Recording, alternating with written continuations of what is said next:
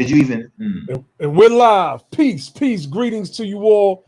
It's your brother Naheem, BKA Lord Abba, aka Mr. Just the Facts.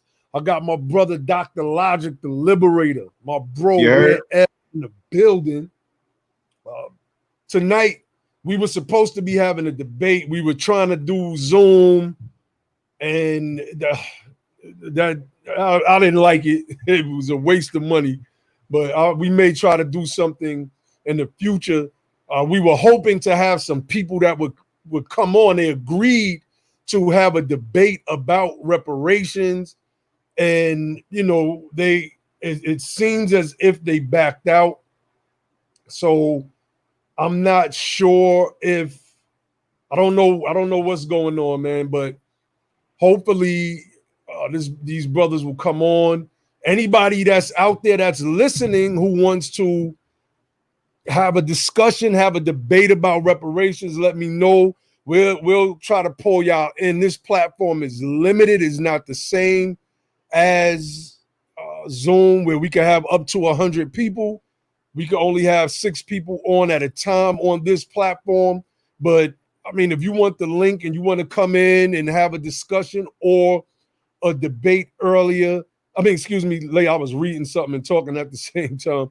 Have a debate on what it means to be ADOS or reparations. If you feel that we shouldn't get reparations, or that reparations should go into something like neighborhoods and investing in cities, or some of the things that I've heard, please chime in. We'll give you the link. Again, for those of you just joining us, the brothers that said they were going to come on and have a debate with us, it appears that they have backed out. I mean, like the brother Macaroni Mac says, we want the smoke. And the brother, I guess they didn't want the smoke. I mean, if you're so staunch in your position, then, I mean, basically, somebody said I can debate against reparations just for fun. Okay, what's up? Where you at? For fun? Who said that? Some brother named Werewolves Society. I don't know. Explain. Is he debating it? Is you for or against reparations? Yeah, let me be clear. Because to say I can debate against reparations just for fun, I don't know what that means. We don't. Let me explain something. We don't. This is not the fun crew. We don't do stuff just for fun. Fact. So either you're for reparations or you're against reparations. We're not about to play games. You understand? So if you want to have a serious conversation and discuss, the nuances, the pros and the cons, or whatever your position may be, we can have a serious conversation and a serious debate. But we don't do nothing just for fun. Facts. So, but brother, if Werewolves Society, if you would like the link, let me know a way that I can contact you, maybe via Facebook or email, and I can shoot you the link, and we can get it in real quick. Facts. All right, there's a lot of stuff going on. Let me say something real quick, bro. Mm-hmm. All right, so there's a lot of different groups out here. There's a lot of stuff been going on, a lot of conversations being had as, the momentum for reparations picks up. You see a lot of people trying to create this opposition and create narratives and create positions for ADOS to try to craft some type of divide and some type of animosity where there really shouldn't be any. So we were in this Facebook group called, was it Black Nation? The Black Nation Facebook group, and it's supposed to be some type of group where Black folks come together and do some type of collective build or whatever. But what we found in that group is that the administrators and the moderators have this weird censoring coalition to try to frame certain narratives and tell people what they can and cannot say and support. There's a lot of problems with that group, and we was invited into that group to kind of help articulate the plight of our people. So specifically American descendants of slavery, the sons and daughters of the freedmen and women who, fought the bloodiest war in America to free their family during the Civil War out of the the horrific conditions of chattel slavery. A lot of people don't understand that. We're here to articulate that tonight. You need to understand reparations is specific. You got a lot of people who think that we're anti Pan African, and we're going to speak about Pan Africanism, and we're going to speak about all of that tonight in great detail. Nobody can tell us what our position is. We will let you know what our position is. We'll explain it to you, and we'll let you know why we're for something and why we're against something and what makes sense and what just doesn't make sense. And we got a lot of different examples tonight. We're gonna get it in. Just bear with us while we bring everything together. Because like Abba said, we were supposed to do a debate with these Pan-African dudes who was calling us out all week, and then they flaked out. They didn't respond to none of the invites. They didn't. They all of a sudden they turned into Casper. You know what I'm saying? So they're nowhere to be found. But we're gonna have the conversation anyway. So just bear with us while we set some stuff up, because we're gonna really flesh this thing out tonight. Facts. We got my brother Ali Bey in the building. Jump in, bro. Give a little brief introduction. Tell them, what I was out with my family this weekend. Having me a good old Father's Day / Juneteenth celebration, and me and the children.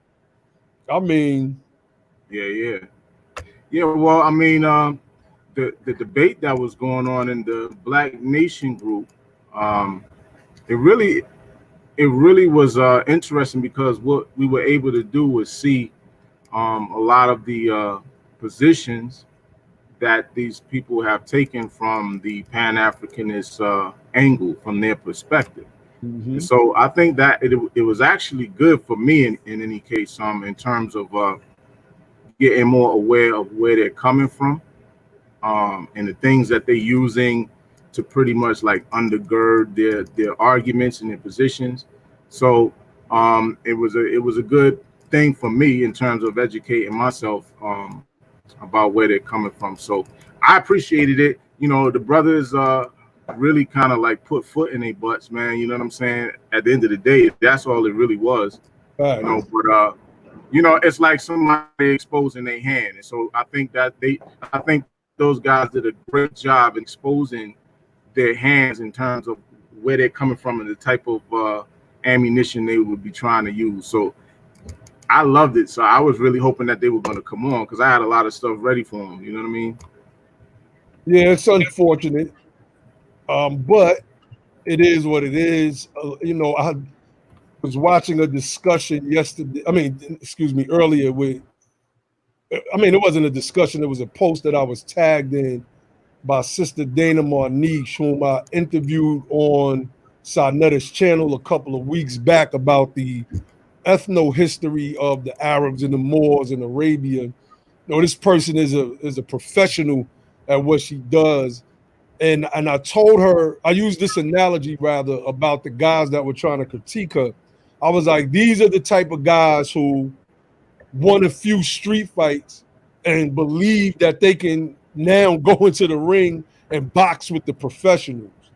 And in this instance, right, and I'm not saying that we're necessarily professionals, but we are way more schooled on this particular topic than they are. In fact, those brothers were all over the place based on what I was able to gather from what my brothers were talking about. And that's what would have happened tonight. Basically, it would have been, a bunch of street fighters trying to get into the ring and box against some professionals. So, Where's Josh, man? Is Josh coming or not? He's not. I'm not sure. We need him. We need him on. To basically try to start breaking down some of the things, right? So we're gonna talk. We're gonna play a couple videos tonight too. At least one for sure that I know that we're gonna play tonight. And I'm gonna load that up in a minute. But so this whole that Pan-Africanism is the only solution, and that we have to wait for reparations because you know, everybody is struggling globally, and to make it into some anytime we try to do something specific for us, right, we get called out as being divisive and trying to divide the diaspora and whatnot. But no one else gets that kind of heat and that kind of criticism when they're doing specific things for them. So we find ourselves in a space where we have no allies but our own selves, right? We have been the most Pan-African supporters in all the world. There's more Pan-Africanism in the United States of America than exists on the continent of Africa. You understand? So when we talk about the limitations of Pan-Africanism, understand this first. Let me say this, right? I'm rocking the African chain tonight. You understand? I'm rocking the African chain tonight. We are not xenophobic at any regard. One of our brothers is married into a Kenyan family. That's My right. family was a part of the starting and founding members of the African Festival in Chicago, Illinois, happen every year. You understand? My stepfather also was one of the co-founders of the Kwanzaa Festival, which is a Pan-African celebration with Pan-African principles in Chicago, Illinois as well. You understand? So understand, we are not xenophobic. We love our brothers and sisters from all over the world. But when we start talking about realness, when we start talking about politics, everybody gets all funny. Everybody starts getting funny when we start getting political and start getting specific. But everybody else can be specific. The Haitians can be specific, and nobody says, "Well, why ain't y'all mentioning them African Americans in America when y'all talking about things that are specific to Haiti and the problems that concern Haiti?" And you don't tell the Haitians that the Haitian can't get no justice until everybody gets justice. You don't say that when people are Right. trying to. And when the apartheid situation was going on in South Africa, you had all kind of ADOS support, people flying over to the continent. You had the United States of American government giving support. No one said That's right. South Africa can't get no justice until ADOS get justice. You ain't hear none of that type of talk. But when we start talking about reparations and the multi-trillion-dollar debt, now all of a sudden it's an issue. And now all of a sudden it's, wait, hold up, what's going on? Y'all need to be representing for everybody. That don't make no sense. You understand? That doesn't make no sense. I'm gonna load something up, but I'm gonna yield real quick. Let me load something up. And you know, it was African Americans who pushed the United States government to intercede in the apartheid regime down in South Africa. I don't know if a lot of people know that, but that's actually what happened. You know, that's actually what happened. Hold on 1 second. Yeah, yeah. I'm just trying to navigate right now, and I got some people that's saying Yeah. that they do want to come on. So I'm Yeah, gonna send this one brother a link. I'm trying to share it out because we tried to do Zoom tonight for those of you who are coming in a little bit late, and I don't think we gave ourselves enough time to actually figure out that platform, and it wasn't like StreamYard where we can set the show up in advance and promote it. That wasn't happening. But we are on we are back on live. I'm trying to find this brother's email. I seen it. I don't know why I don't. Oh, there you go. But and I want to give a shout out to everybody that's listening in. If you're on YouTube and you want to support, of course you could use the super chat. You could cash app me at Lord Abba, LORDABBA. Hit the like button, share this out. Hopefully we could get some people to come on and debate. I'm trying to get the brother's email address to pop up on the actual YouTube chat, but it's not. I see it on my StreamYard comments. Yo, we're gonna break into some real history tonight because people act like we haven't been the most persistent in trying to manifest a real Pan-African situation, but the African governments have been resistant to this idea. So when you have these Afrocentrists and these Pan-African proponents, they always say, you know, they name these individuals who come over here. They say, well, you got Stokely Carmichael has come over here and did this and that. You got Kwame Nkrumah who's done this and that and that and this. They always can name individuals, right? But as all ADOSers know, individuals don't change systemic problems, and individuals do not create governmental, political, and economic alliances in any transformative way. So when Pan-Africanism has never been a reality from a African government in a real extension of politics, economics, and any type of real meaningful exchange in that regard. Where are the African government's position on Pan-Africanism? We had the great brother Malcolm X, who went forth back then and tried to gain some African support from the continent. They turned that brother away. Where was Pan-Africanism then? You understand? We're seeing a lot of issues with people who are calling themselves Pan-African being the ones who are creating the divisiveness and then blaming and projecting the divisiveness on us because we're not going for that. We've always been the stepping stool for everybody to come to America and get their uplift. We don't get the honor, we don't get the respect we deserve, and them days is over.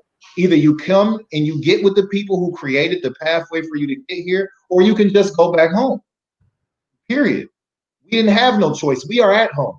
You know what I'm saying? We don't get to play hokey pokey identity politics. We don't get to be Haitian today and African American tomorrow. We solely American.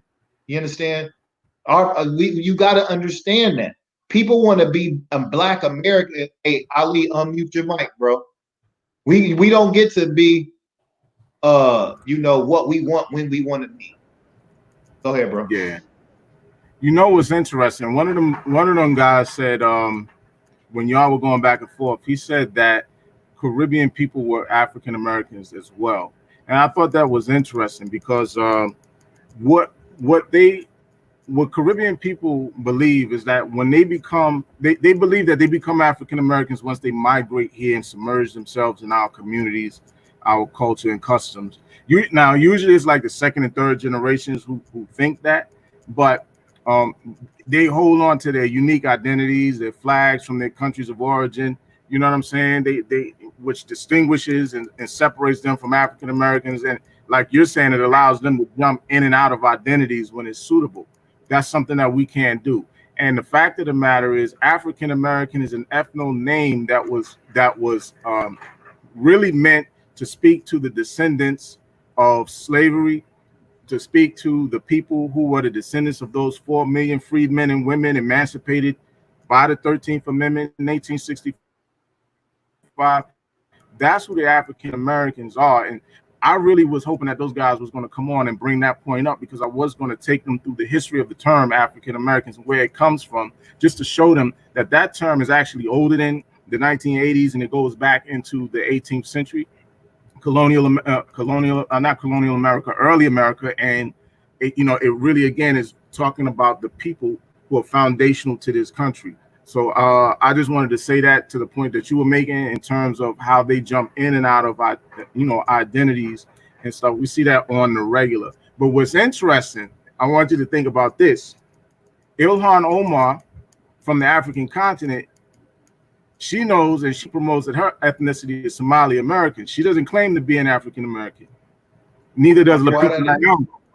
You know what I'm saying? The guy, David Oyelowo, he's a Nigerian English American, right, by ethnicity. He's not an African American, but it's just, I think it's interesting how some people feel that they can become African American, and I would love to know what makes them think that they are African Americans, because to me, they're quasi or quasi African Americans. They're really not African Americans. It's only on the surface and for the most part in name only. Yeah, let me say this, right? Because I saw something in the chat that needs to be addressed, right? So this comment from where is it? Giovanni Alexander. He said they do because we also submerge into Caribbean culture too. It's a trade-off. See, that key term that he says, and this is a problem, it's a blinding problem with all of our people, and it's that word culture, right? You can have a cultural trade-off and cross-cultural relationships all you want. That's fine. I support that. I love that.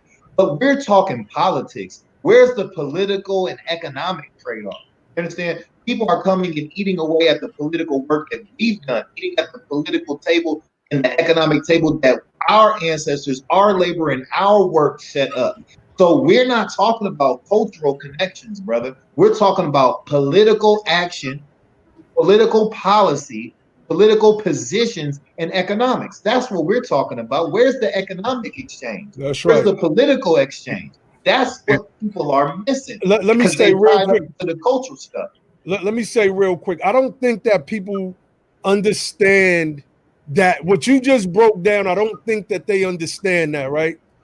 When I see Maxine Waters and members of the Congressional Black Caucus and they're having meetings and then they're sitting around doing the Wakanda bounce, which is also the background theme of that group, the Black Nation.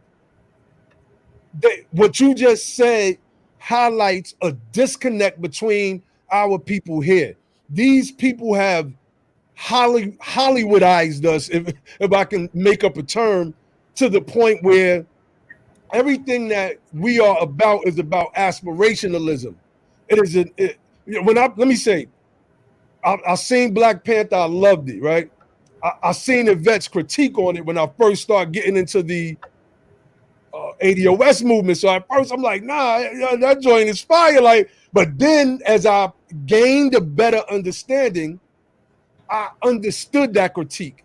Now I see it played out when I see these people, these congressmen and other talking heads and pundits sitting around doing the Wakanda. That's a movie. There is no Wakanda. There's no Wakanda. The reality is our people are at the bottom economically in this nation. That's the reality. So when my brother Dr. Logic says we can have a cultural trade-off all we want. I grew up in New York City getting my wand on to some reggae music, man. But when it comes to the political and economic aspect of what we're talking about, that element, there is no trade-off because people are coming from other places and they're plugging themselves into set-asides that were set aside for us during the administration of Lyndon Baines Johnson, while we were being boxed out of it. They added people like white women. They have them grouped in and classified as minorities. So they have access to the things that we don't even have access to. That's not a trade-off. And you know what they do? Because one of my good people, my big brother named Larry, he was a city planner here in New York City. One of the things he talked about that white women were able to do as a minority group was access set-asides that were, contracts that were set aside for minorities. So what they do is they access these contracts and then they turn them over to their white husbands. So not only their husbands getting the majority of the contracts in the city, but they're taking the ones that are set aside for minorities as well through their wives. So it's a very deep situation. Very deep situation. It is deep indeed. And what we're still suffering from, and it's sad. We kind of matured a little bit, but just like Malcolm X said, like we're suffering from a lack of political maturity. People just really don't understand politics and understand political action, right? The brother again made another. Keep making comments too, brother Giovanni. If I'm responding to you, don't get discouraged. I like the stuff that you're saying. These are the type of exchanges that need to be had so people can get a clear picture. The brother says the club you dance in didn't pay taxes to fix the street in the neighborhood. Now let me tell you something, right? If the people that own the club aren't at City Hall demanding that their city council person appropriate that money to fix the streets don't get fixed. You understand? If they're not doing politics and fixing the streets don't have nothing to do with ADOS politics. You understand? Anybody can drive down them streets. The streets don't impact ADOS economically or politically. The streets belong to the city.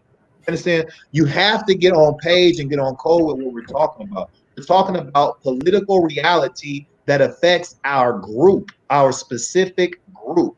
You got to understand that. So when you talking about fixing potholes and streets, and we talking about closing the racial wealth gap, bro, we're on total two different wavelengths. You understand? So understanding that, we're saying that Jamaica sends people over here to set up restaurants, to sell cocoa bread and jerk chicken and rice and peas and the cabbage. That I love that shit. But they're taking money and they sending it home. That's They're right. not using that to fund a coalition of reparation policies. They're not. Why would they do that? That's not why they're here. The people that come from abroad, they come here for economic opportunities so they can help the people out back home.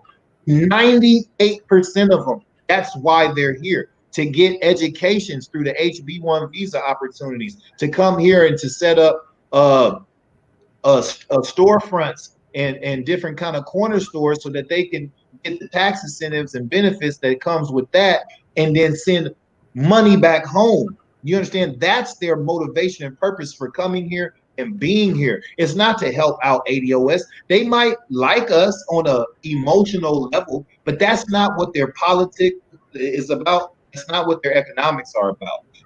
Understand that and don't be disillusioned. And we created that pathway for them to come here and do that. So on a moral ground, if nothing else, they owe us that they owe us their support. Period. That's right. That's right.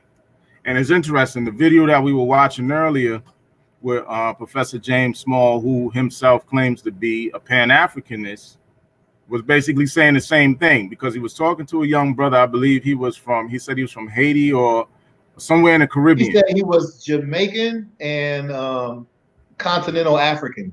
Right. So and I think the conversation went a little bit different than what he was expecting based on some of his facial expressions. He was thinking that Professor Small was getting ready to like dig into the whole ADOS thing, like, yeah, those people are crazy. That wasn't the case. Now, he had his points of contention or whatever, but at the end of the day, what he was saying was Tone and Yvette are actually right about the positions that they're taking. They're actually genius, and the way that they laid it out, he just wished that sometimes they didn't do it with so much friction in terms of the way that they present it, and it comes off as abrasive a lot of times and stuff like that. So I respect that, and I appreciate the fact that this Pan-Africanist that a lot of people know. If you know Professor Small, you know that that's what he is. You know what I'm saying? Was talking about the genius and the necessity of the ADOS movement and the necessity to kind of define ourselves separate and distinct from other people who kind of like shoehorn their way into the African American ethnic group.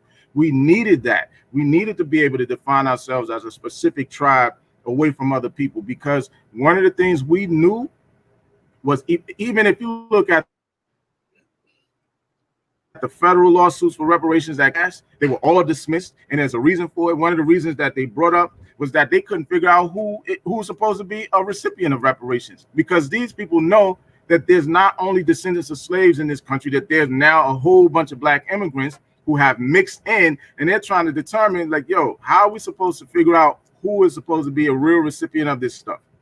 You got biracials, you got immigrants from the Caribbean, you got immigrants from Africa who have submerged themselves in our identity, so it becomes a problem. And so what Professor Small was saying was that it was genius. He said, at first I didn't like the name American Descendants of Slavery, but after I really thought about it, I'm like, nah, man, this makes sense. And that's, again, coming from a Pan-Africanist, you know what I'm saying? And so I really wanted them brothers to hear that, man. I don't know if they're watching, maybe they are, but that's what I wanted to bring out if they came on. Top letter that told him that we would be mentioning that tonight. Yeah. So I don't know if he sent him any message. Right. I mean, you know, look, people are people. They have their reservations, they have their points of contention, or whatever, you know. But at the end of the day, like the sister said, the information, the data that was put forward by Tony Yvette, they can't, and Dr. Darity and others, they can't deny it. None of those people could deny it in that group. Only thing they could do is just keep making these arguments, and then most of them were fallacious arguments in the first place. Exactly. They never make their criticism based on the merit of the argument or any substantive issues. They always try to highlight their emotional connection and some individual contributions from certain people who have been highlighted in history. Harry Belafonte gave money to Martin Luther King. That's Harry Belafonte. Right. Understand? Harry Belafonte doesn't represent the government of any country.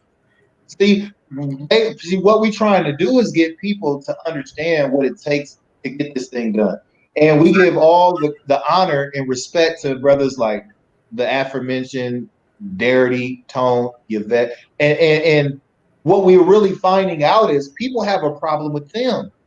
See, they can't really have an argument about the issues. So what they want to do is waste time talking about Yvette all day and criticizing Tone all day. I don't like the way they said that, and I don't like the way she says this. Well, you don't have to like it. If you can't go point for point and say where she's wrong or where he's wrong, then you just got a personal issue, and you need to leave it personal. It has no space in this public discussion. You understand? Let me say this. Let me just say this. When Busta Rhymes came to the United States, there was no yardie hip hop. What they were doing was using funk music from James Brown and ADOS Man. They were using Kool in the Gang. You understand what I'm saying? Like, he's saying that because, we know Grandmaster Flash, Bambaataa, a lot of these guys were of Caribbean descent. But what they were doing was not expressing Caribbean culture. They was dealing with funk and R&B music. That's the foundation of everything that they were doing. So you could say that they contributed. They did contribute. But they contributed from the perspective of an ADOS experience in the United States. They wasn't living a Jamaican life here. They was living ADOS life. And so the expression came out that way. That's an actual fact. And let me say some of this, right? Because what Busta Rhymes said was very, very disrespectful and ignorant. He said, he didn't say this brother Giovanni's comment is okay. I can deal with this comment in a respectful way. But what Busta Rhymes actually says is that we didn't have no culture until the Jamaicans came and whatnot. And let me tell you this, right? Ali already talked about the records they was getting the get down to and cutting up was ADOS records. You understand? Funk, disco, Motown. You understand? And when you say, we didn't have no culture, you out of your mind. You don't know what culture is. We created the best culture. So you don't know what gospel is. Gospel is most soulful music that you can have around the world. It sells billions of records around the world. ADOS created the most respected and sophisticated art form of music that they called Black classical music. White folks coined it jazz. We created that. That's an ADOS experience. You understand? We did that. So you want to tell me that gospel and jazz, Motown and funk ain't culture? Blues ain't culture. Come on, man. That's culture. That's straight ADOS. What the hell is Busta Rhymes talking about? That's right. And I suggest people go back. There are several documentaries on hip hop. When you look at how hip hop starts, right? It's not a monolithic start. They always credit like one individual that threw one party, but this was actually something that was going on. It was just that this flyer of this one party is still in existence today. It was preserved, and somehow this becomes the basis of how hip hop starts, and it's just not true. And there are several documentaries. Netflix had a good one up as well. I don't know if it's still on there. I forget the name of it, that speaks about hip hop. And what the brother is saying, let me see, artists create from energy and not ADOS or Carib.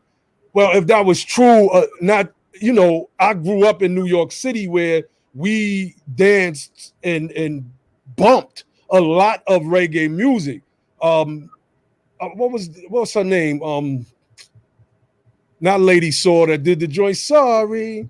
Her name. But where did that come from? I mean, like we gotta like a lot of those songs were ADOS songs. They were just Jamaican renderings of those tracks. We got our brother Josh in the building. Shout out to my brother. And let me say this: even if you look at people, even if you look at people like Fela Kuti, right? Fela Kuti, his thing was based on the funk. He was inspired by the funk. You don't have no Fela Kuti unless you have John Coltrane. Let me tell you that. That's right. Without John Coltrane, there is no Fela Kuti. And for this, for the information that the brother put out that says music is created by energy. Let me say, I'm a musician. Brother Ali's a musician, a master musician, and a producer. Been producing records and working with artists for years from around the world. Music is created artists. All art forms is created off experience, not just energy. That energy comes from an experience. That's why music is specific to where people come from what they experience. When we talked about emceeing during hip hop, he was articulating the poetry that came from our lived experience. When people were singing the blues, that came from the pain that was born out of a real experience. You understand that? So it's not some magical energy that's just floating around the air that if you're a special person, you can grab and put into a guitar or a piano or a saxophone. It's a lived experience.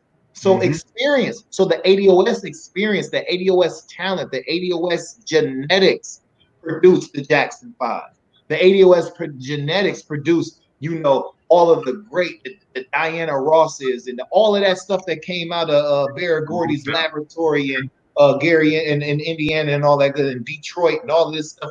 This is an American story. You can't say that a couple people came from the islands and transformed our culture. No, they came here and was inspired by what we was doing. And they brought a flavor and added it in. They didn't bring the flavor. Right. And you know what's interesting? Let me just say this. I was thinking about people like Shabba Ranks, Maxi Priest. I know Maxi Priest personally. Different people who come to the United States, they still identify as Jamaican Americans. They don't claim to be so my thing is, what makes somebody all of a sudden transform into an African American? You have plenty of Jamaican Americans who are proud to be Jamaican Americans. So how and at what point, I kind of understand what it is. I believe that it's like second and third generation members in the family who are raised in that ADOS environment that become so culturally submerged that they become African Americans on the surface for all intents and purposes. But most of these people who are really like first generation migrants and stuff like that, they don't switch over that way. You know what I'm saying? They just don't. They don't. They maintain their identity. And even if you look at, for instance, you look at somebody like a Pop Smoke, right? Pop Smoke talked about being, I think, Trinidadian and Jamaican. Like one of his parents was Jamaican, one was like either Trinidadian or Barbados. You know what I mean? And I don't believe that he was born. I believe he was born in Brooklyn, but he's still identified with those particular ethnic backgrounds. So I don't think people understand how they have convoluted the identity African American by jumping in and out of it like that, particularly as it relates to us trying to move forward and advocate for justice in the form of reparations for slavery or chattel slavery and Jim Crow. That needed to be spelled out. That needed to be specified. People needed to understand who is this stuff supposed to go to? Who's the beneficiary? And so the criteria that ADOS set out, Dr. Darity, Tone, and them, the criteria that they set out was masterful because it cleared up a lot of that confusion. And so by clearing up the confusion, we've caused problems. We've become divisive, but that division had to happen. And like I always tell you guys, I embrace division. Y'all already know. That's right. It's divine. I already know. It's divine. Division is divine, man. It's from God. Don't get mad. Don't get mad. I'm trying to do something real quick because I was under the impression that that the song "Sorry" was first created by Tracy Chapman, and Shelly Thunder did the remake. I'm trying to find that I because when mean, Nas and Nicki Minaj did the song "Sorry," Tracy Chapman was the one that sued them and told them they couldn't use the song. So if that was Shelly Thunder's song, I don't see how Tracy Chapman could have sued them. And I'm trying to find. Let me see if I can find it. but yeah, let me say this about Yeah, Bob bro, Marley go ahead. because before, and like this is a testament to how non-xenophobic I am. Bob Marley, I love when people bring Bob Marley up. I'm a Bob Marley fanatic. My favorite artist. I was in a reggae band for years. You understand? I don't know if there's too many people that know more about Bob Marley than me that ain't related to him. But what I'm saying is, he asked a question when Bob Marley spoke about his experience. He was inspired by America. Let me tell you. So if you're talking about what inspired him on a personal level about what he was doing, it was the political things that were going on in Jamaica and the things that he saw when he traveled the world. Bob Marley went through a transformation all throughout his career. His music changed, his voice changed, his attitude, his ideas about things changed. But when you're talking about his music was inspired by two things: ska and American R&B. You understand? American rhythm and music. Now, if you understand or know what ska is, ska gets its influences from jazz, which is an ADOS creation. You understand? So without ADOS, you don't get ska, and without R&B and ska, you don't get Bob Marley. So these are just the facts, man. Right. All right, let me. I want to bring my brother Josh in. I want to address a comment by. Here we go. I'm going to put this up on the screen by Giovanni Alexander. Are we not all from the African DNA? I don't think that you understand the moment that you're in right now, brother. Even with the explanations that are being given you, it appears as if you're ignoring what's being said just to try to make a counter argument, right? Because what is African DNA at the end of the day?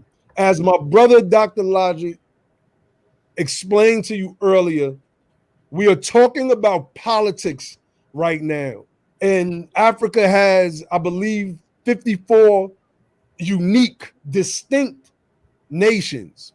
And each nation has its own form of politics. We brought up CARICOM, right?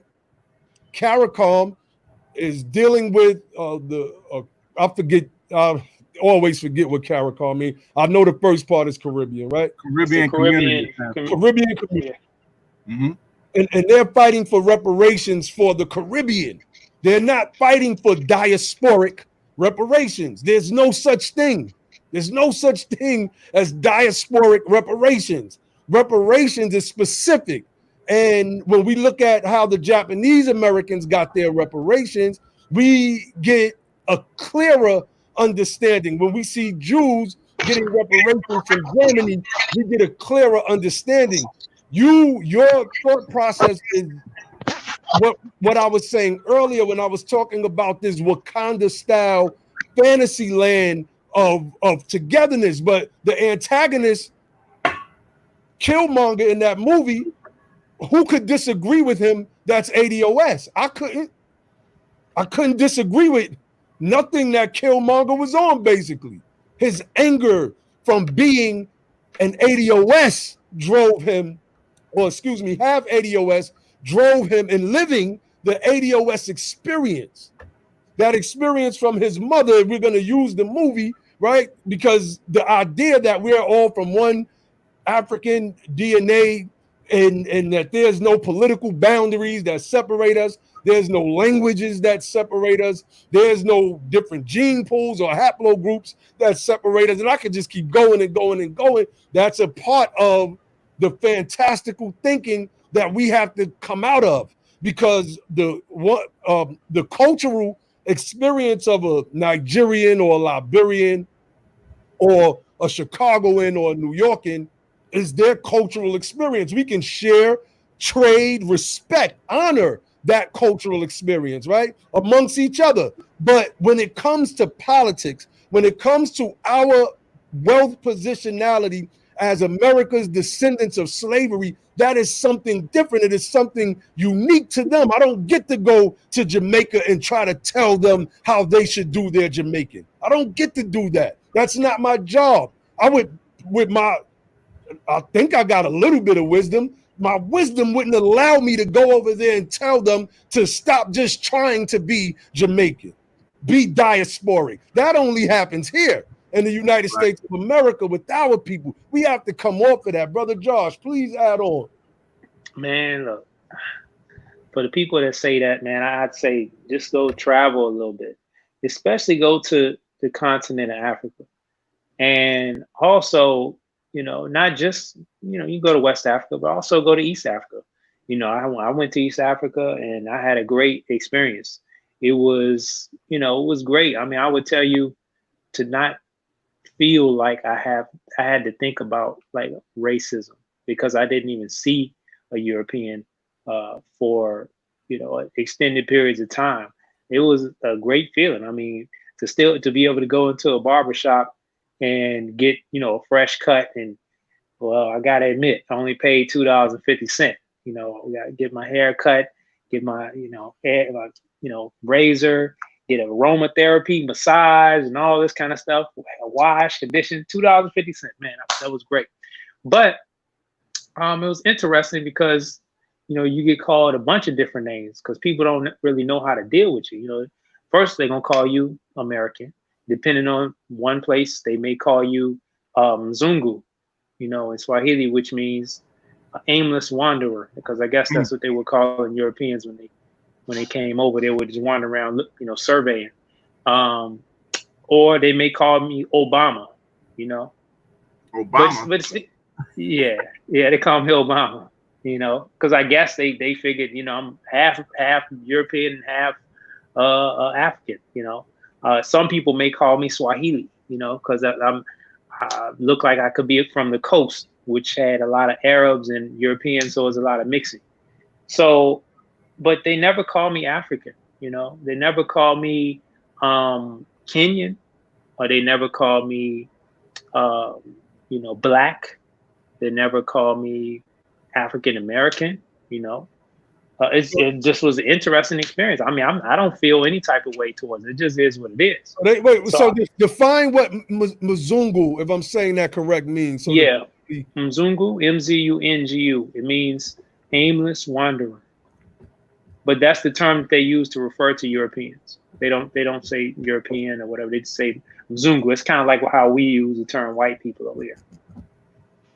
Yeah, that's basically accurate, because of your light skin. The people in Kenya, you said? Yeah, it was Kenya. Mm-hmm. They basically gave you, and I would like to think that it was a disparaging name. Aimless wanderer sounds disparaging to me. Right? Yeah, I'm trying to find some positivity in it, and I can't do it. In America, I see you as one of my ADOS brothers and tribes, and this is what makes the things that we're talking about very unique. Our plight here is different. We are the product of Americanism. I say this every single show, that we are an amalgam of different tribes brought over from the African coast that interbred with each other. That's why we're so different. Our rhythm is different. Like, I'm a big boxing fan. My brother Dr. Logic is also, he probably a bigger, matter of fact, he is a bigger boxing fan than me. He could do a whole live stream just on boxing, right? But we're different. If you watch fighters from other countries, I don't care if it's Africa, the Caribbean, one of the African countries, it's just something about our movement and the way we box that's just different from the way the other boxers overseas move. And that, I believe that that's a product of the admixture that we have from all the different African tribes. We are a genetic milieu of those different African tribes here in the United States of America. Since, if we're going to start with our coming over here, since 1619, And we have to recognize that. We have to embrace that. I don't know if this brother Giovanni is ADOS, right? I don't know if he descends from the institution of slavery, and maybe that's why he feels that we're being divisive. But they never tell Jamaicans that they should stop saying that they're Jamaican, or stop waving their flags, and stop opening up Jamaican restaurants in Brooklyn and all over the place. They never would tell them that. They would never tell a Chinese person that. They would never tell a Jew that the Jew doesn't deserve reparations, or that the Jews should have gotten reparations, and their reparations should have went into schools and social programs that was controlled by the Germans. That makes absolutely no sense.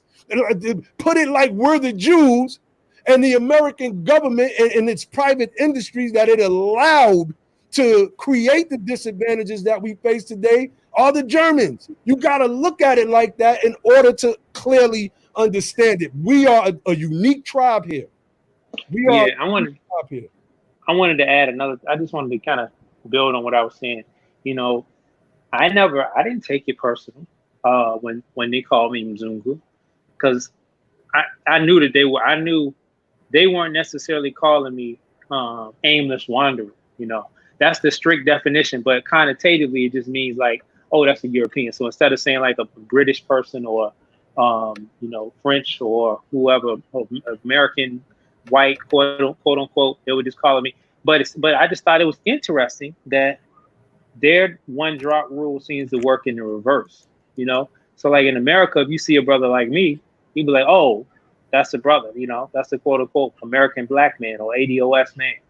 But there, they may look at me and be like, okay, well, you're one drop. So, you know, or if it's up for debate, you look like you're European, since most people there don't have, like, you know, are not as light skinned or don't have as much European in their DNA, obviously, then you know, it makes more sense to call me a Mzungu. You know, since they can't put me in a tribe, I'm just part of the Mzungu, mostly part of the Mzungu tribe.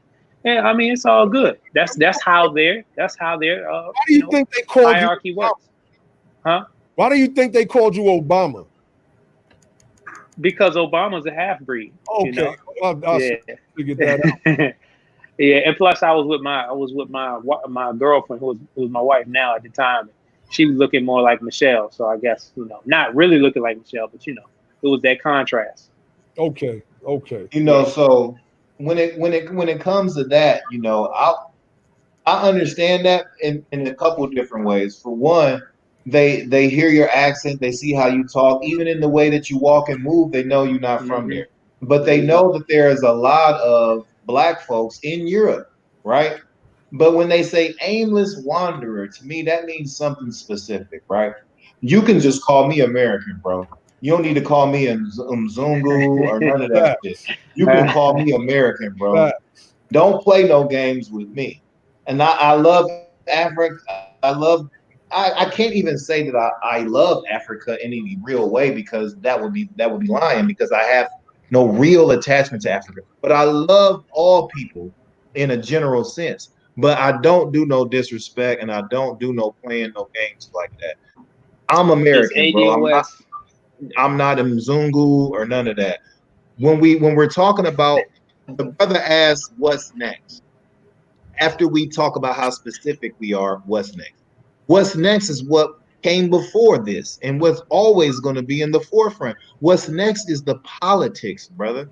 And when we understand what's necessary on a political level, then we can stop being redundant with this, because people still don't get it. We have to keep going over this thing over and over and over and over again, because people keep bringing up the same silliness and foolishness, and we have to keep beating it down.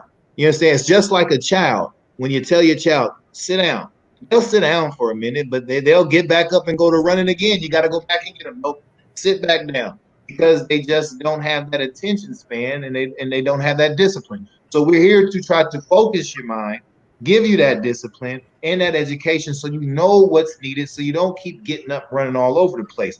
Reparations is a specific justice claim for specific harms that the American government, local, state, and federal, committed to a specific people, combined with the fact that these specific people are actually the foundational pillars of the government and of America in the first place. We built the country.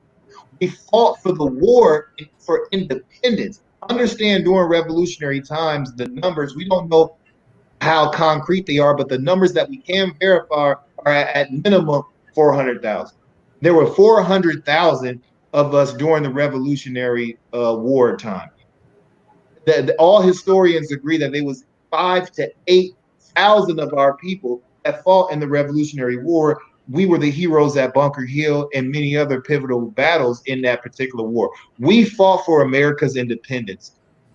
Then when the Civil War came for America to stay together, America was literally falling apart at that time. We fought in that war, 186,000 in the Union Army and 20,000 in the Navy. We fought, bled, and died to keep America together again. So we are the most American people that there are. You understand? Yeah. Brother Abba was talking earlier about how our mixture produces a specific and unique group of people in the world. If anyone doesn't understand that, what he's talking about is the unspoken, untaught history of slave breeding institutions.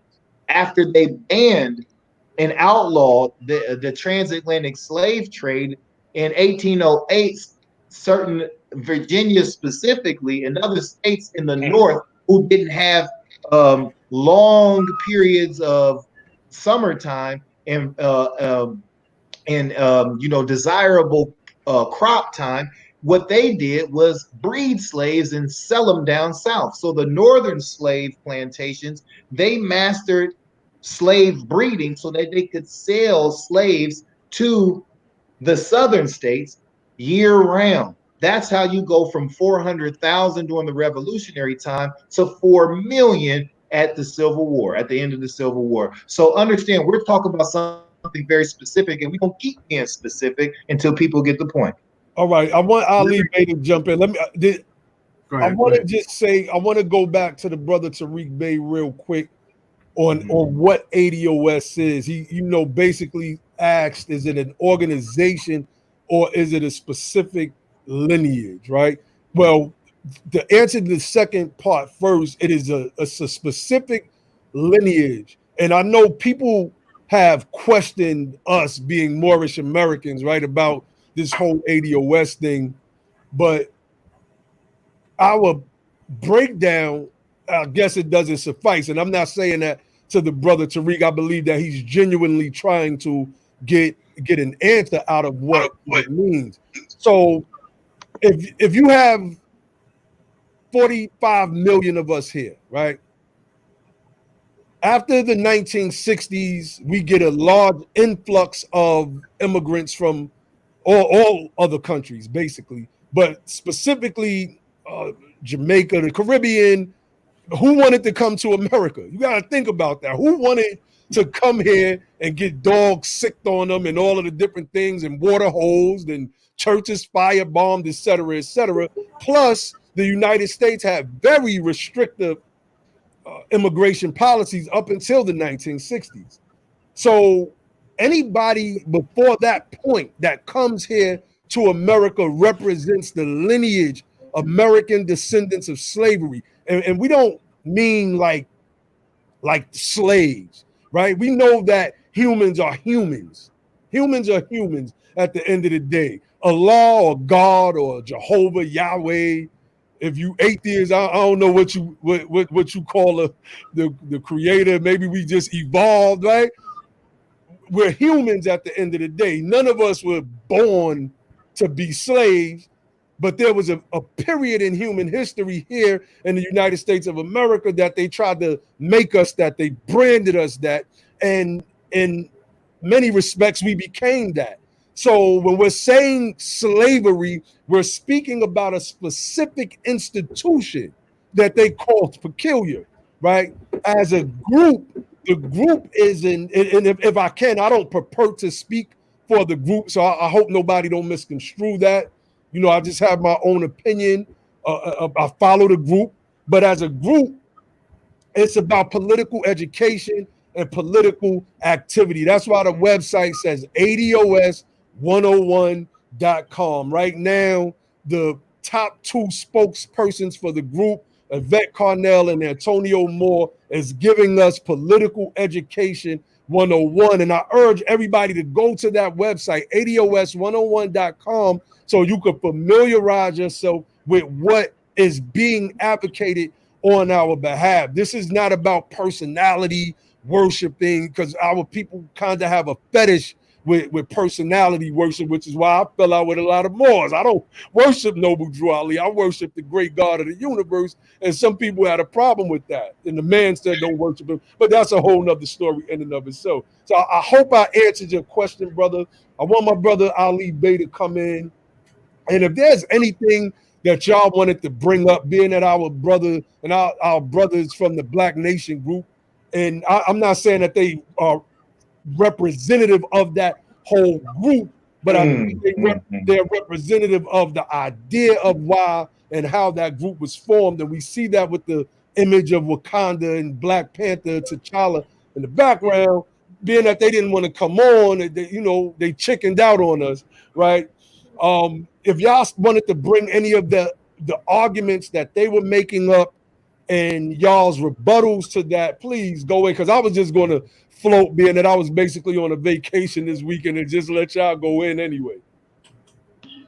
Well, I think that they are representative of the positions of organizations like NARC as well as in Cobra.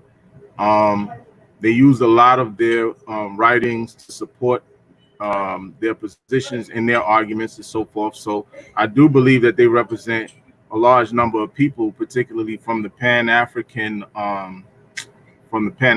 perspective. So one of the things that they were talking about is that you can't be a descendant of slavery, because slavery is an inanimate object. That's one of the words they used. That a human being can only be a descendant of a human being. You can't be a descendant of slavery. You can be a descendant of slaves, but you can't be a descendant of slavery. Slavery is an institution. And so the way that I would explain that to people so that they really understand it is, I would say that it is a figure of speech. And it's a figure of speech being used to explain the condition that a group of people came out of. So when they talk about you descend from slavery, to me, you're saying you come out of this institution, or you come through this institution, or you come down from this institution. Just like there's a particular idiom, right? A lot of people may not be thinking about it in this sense, but there's an idiom that says come down, like you come down through time. So basically that's what we're talking about. We come down through this institution, through this status, through this particular point in time, and that particular institution shaped who we are today as citizens of the United States, right? And so one of the things that the brother Dr. Logic was trying to explain to them was the issue of slave breeding, right? We talked about it as a form of eugenics, right? Based on the definition of eugenics.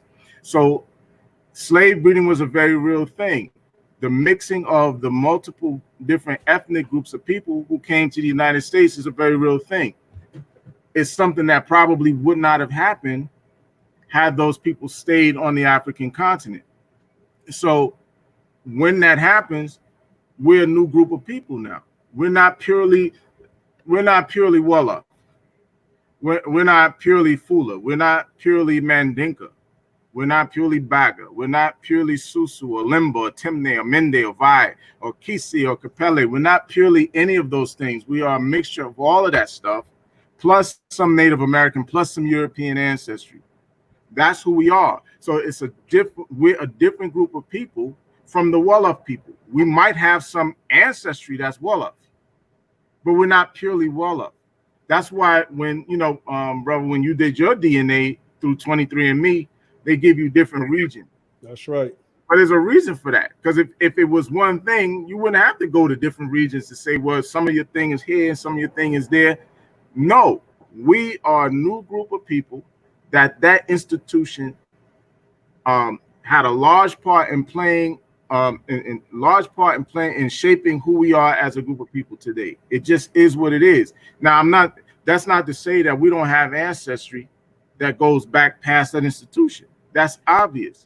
But we're saying that institution, because of it, it created a new group of people. And so when we're saying we descend from slavery, we're talking about through that institution is how we got here, how we are who we are today. It's very simple. It's like we was talking earlier. I said it's no different than saying I'm from the streets. There's a lot of people who say I'm from the street, right? Are you literally from the street? No, you're not from the street. You come from your mother and your father, right? Who has a mother and a father, and a mother and a father that keeps going back. So, but everybody accepts it when you say I'm from the street. Nobody argues with that. Nobody argues when we say we're descendants of Africa. Well, Africa's an inanimate object, and based on what they were saying, that's you can't descend from Africa. You have to descend from, the Yoruba people. One of them tribes you just named. That's right. Excellent point. Yeah. So, but go ahead, bro. You can go in. No, I was just saying, excellent point, man. Mm-hmm. It's like really simple. I think that some of the arguments are actually childish. They're really easy to come. It's not like it's all that hard. It's a speech. It's a figure of speech. It's not. Nobody's literally saying that we sprung up as a people. Like before slavery, we never existed. So we just somehow sprung up out of the ground of slavery. Like you know what I'm saying? Like it's stupid. It's but look what he says now. Okay, we knew we hybrids. Don't you hear yourselves repeating yourselves?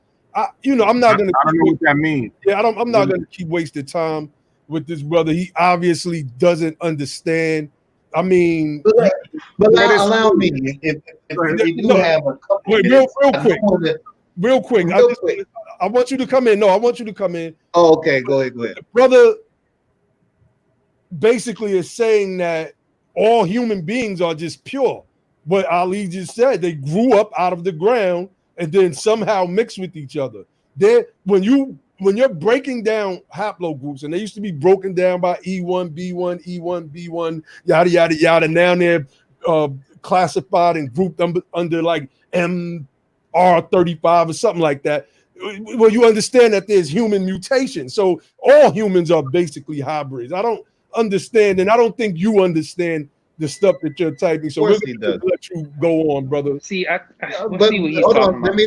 Let me say this real quick, because he said something that I think is interesting. He said, beating people in the head with history we know about. People know all the history. We know we hybrids. We know MLK opened the door for entire immigration. We know we bled for everybody. The politics part is where you're weak at. No, brother, the understanding is where you're weak at. Beating people over the head with history we already know about, that's not true. Who knows about it? And how can you speak for everyone? You don't know what no one else knows. And then you don't know what you think you know. People know all the history. People know all the history. What in the hell kind of statement is that? People know all the history? Are you serious? Come on, man. What kind of crazy this is the type of craziness we have to deal with on a daily basis. People know all the history. Basically, stop talking about that old ADOS stuff, brother. I don't want to hear none of that. That's what he's saying to MLK. Open up the door for immigration. We know he bled not for this country. But guess what? We're glorifying it. You understand that? You don't get to tell us to hush up about talking about the glory of our ancestors. What? And then the brother says the politics part is where you're weak at. No, brother, the politics part is where I'm the strongest at. You done lost your mind. Understand that we have to do this. And there's a reason why the solidarity is where we're weak at. The solidarity is where we're weak at because of the concentrated attacks that the government has had on our people, specifically in the 80s and the 90s, to disrupt the political power that we had in this country, to dissolve and evaporate the Black Panther Party for self-defense, to assassinate and divide and disrupt the civil rights movement. You understand? By assassinating Martin Luther King. We were very damn good at politics. You understand that? We were very good at politics, and you saw that by Martin Luther King getting the Civil Rights Act passed, the Voting Rights Act passed, the Fair Housing Act passed in very short time. Going to Chicago and getting the what was that called? The Operation Breadbasket. Operation Breadbasket, and getting the whole housing situation, getting the mayor and everybody to meet to the table, come to the table and do something about the homeless and the poverty situation in Chicago. He did the same thing in Detroit. We ain't no strangers to no politics, and we ain't weak in that area. We weak in solidarity because we got nuts like you asking some of these nut ass questions and trying to take us off of the course and deviate from what we're trying to do. We have to go and salvage our people and bring them back into the fold that they scattered. We are really good at politics, and our history proves it.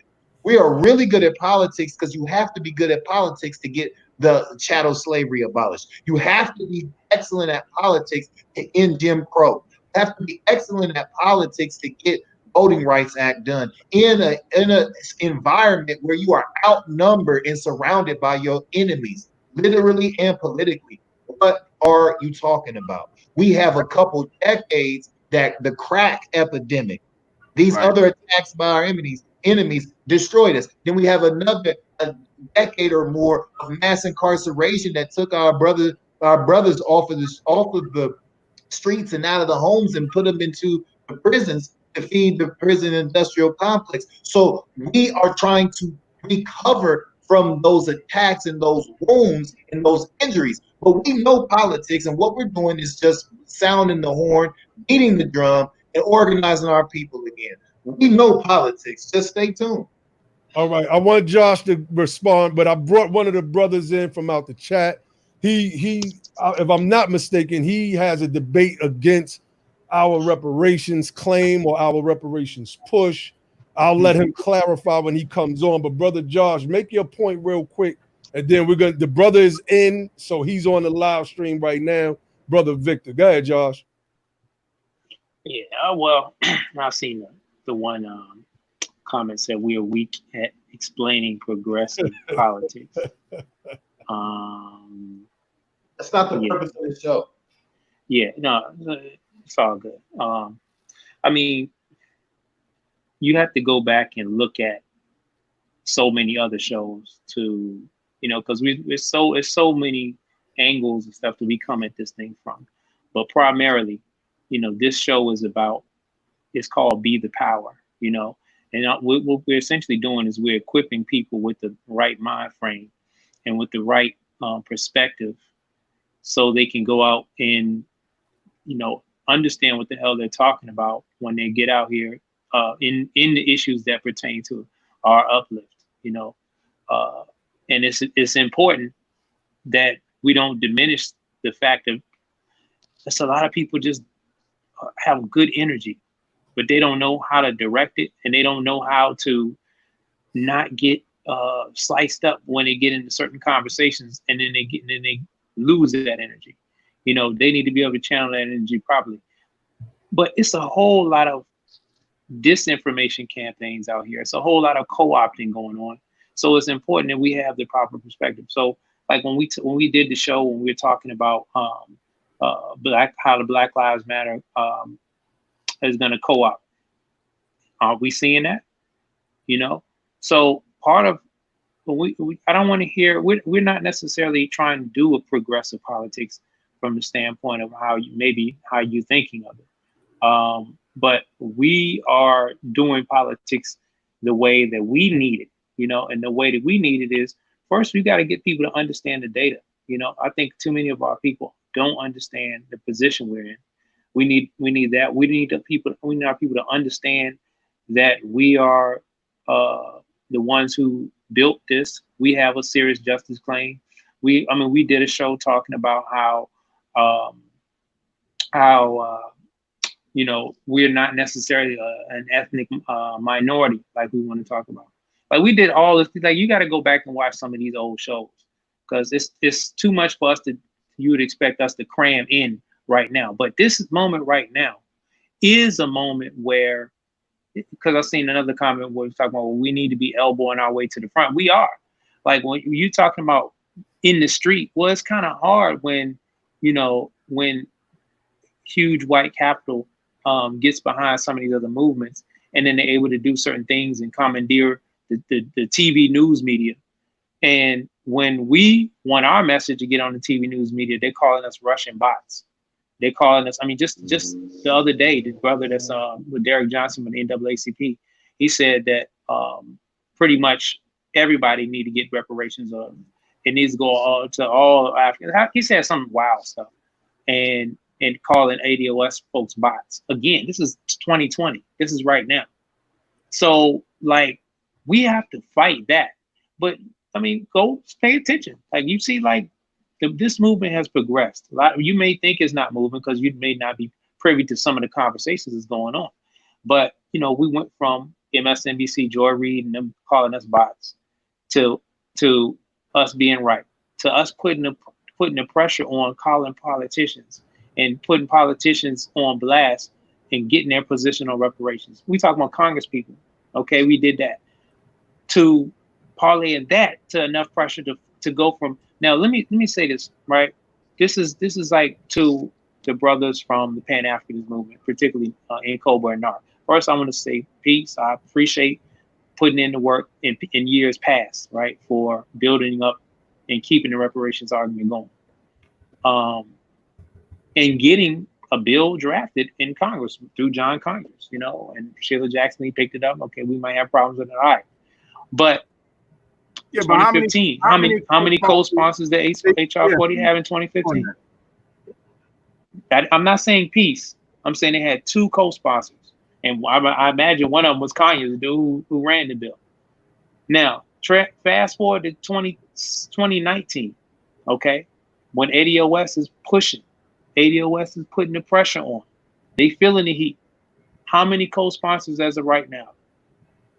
From 2019, when they introduced HR 40 for the 2019 Congress, how many co-sponsors did it have then? 127 co-sponsors. That's politics. That's ADOS putting the pressure on. Because what do politicians respond to? Money and pressure. We put the pressure on. So I don't understand when you talk about we don't do pressure, progressive politics. We're doing what we got to do, and then we just got to keep building from there. You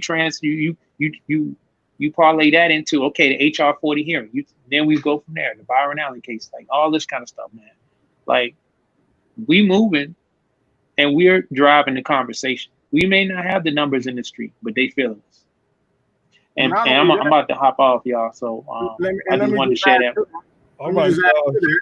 You have a Senate companion bill because of the ADOS, a Senate companion bill that you never had in all of the time that HR 40 has been around, which was about 30 years. So even with everything that NARC and Cobra have been doing, they only had 2 co-sponsors until ADOS came and began their push. And then they never had a Senate companion bill, which you have now coming from Cory Booker and inside of the Senate with like 20-something co-sponsors as well. I'm just saying it is what it is. But go ahead. Brother Victor, introduce yourself and tell the people why you may disagree with what we're talking about when we speak about reparations. I mean, what's your issue? Break it down. Let us hear it. Peace. Can you hear me? Yes, we hear you, brother. Okay. All right. Peace to the family, man. And great show. I've been listening for like a month now. Y'all see me in the chat sometime, but great show. But anyway, let's get into it. Mm-hmm. I got 2 issues that I could come up with reparations, and I'd just like to hear y'all address it. Mm-hmm. Now, the first issue is, white folks gonna lose their damn shirt. So, if you looked at the interview with, or listened to the interview with Obama and Ta-Nehisi Coates, Obama said, "Well, the foreigners are not gonna like it if we do this." But he basically was saying white folks are not gonna like it because they don't know what the white folks' reaction is going to be to it. Any other time in America they had some type of issue, or white folks had an issue, their most opposition have come from themselves. So if you talk about Boston Tea Party, Revolutionary War, Civil War. They just don't know how the other white folks are going to react to it, and nobody's addressing that part. So that's the first problem I have with it. We have to address the white backlash that's going to come from us surpassing a lot of white folks with just a stroke of a pen. So I don't know if you want to address that part first. Yeah, let's do one question. Okay. Oh yeah, one question at a time. But let me introduce Sister Cynthia McDonnell. Yeah, shout out to her. She was helping us bang them fools in the group, man. She's a representative of Chicago AD. Matter of fact, introduce yourself, sis. Hey, what's up, Peace family? How you guys doing? Peace. Cynthia McDonald. I am also a rank and file member of ADOS Chicago. I'm the general secretary, and wow. I'm also half a host of the show, The 13%, where we talk about Black issues and Black politics and socioeconomic things that deal with Black people, specifically who descend from American chattel slavery. Definitely. Honors, it's good to have you on. Okay, my brother Dr. Logic was about to address our brother, our other guest, Victor. He says that his first issue is that basically white folks won't like the fact that we're getting reparations. So this is one of the two issues that he has. So brother Dr. Logic is going to address it. And then Sister Cynthia, you could come in and address it. And then Brother Ali, you could close it out. And then we'll get to his second point. I think first and foremost, that's an excellent question and a real legitimate concern.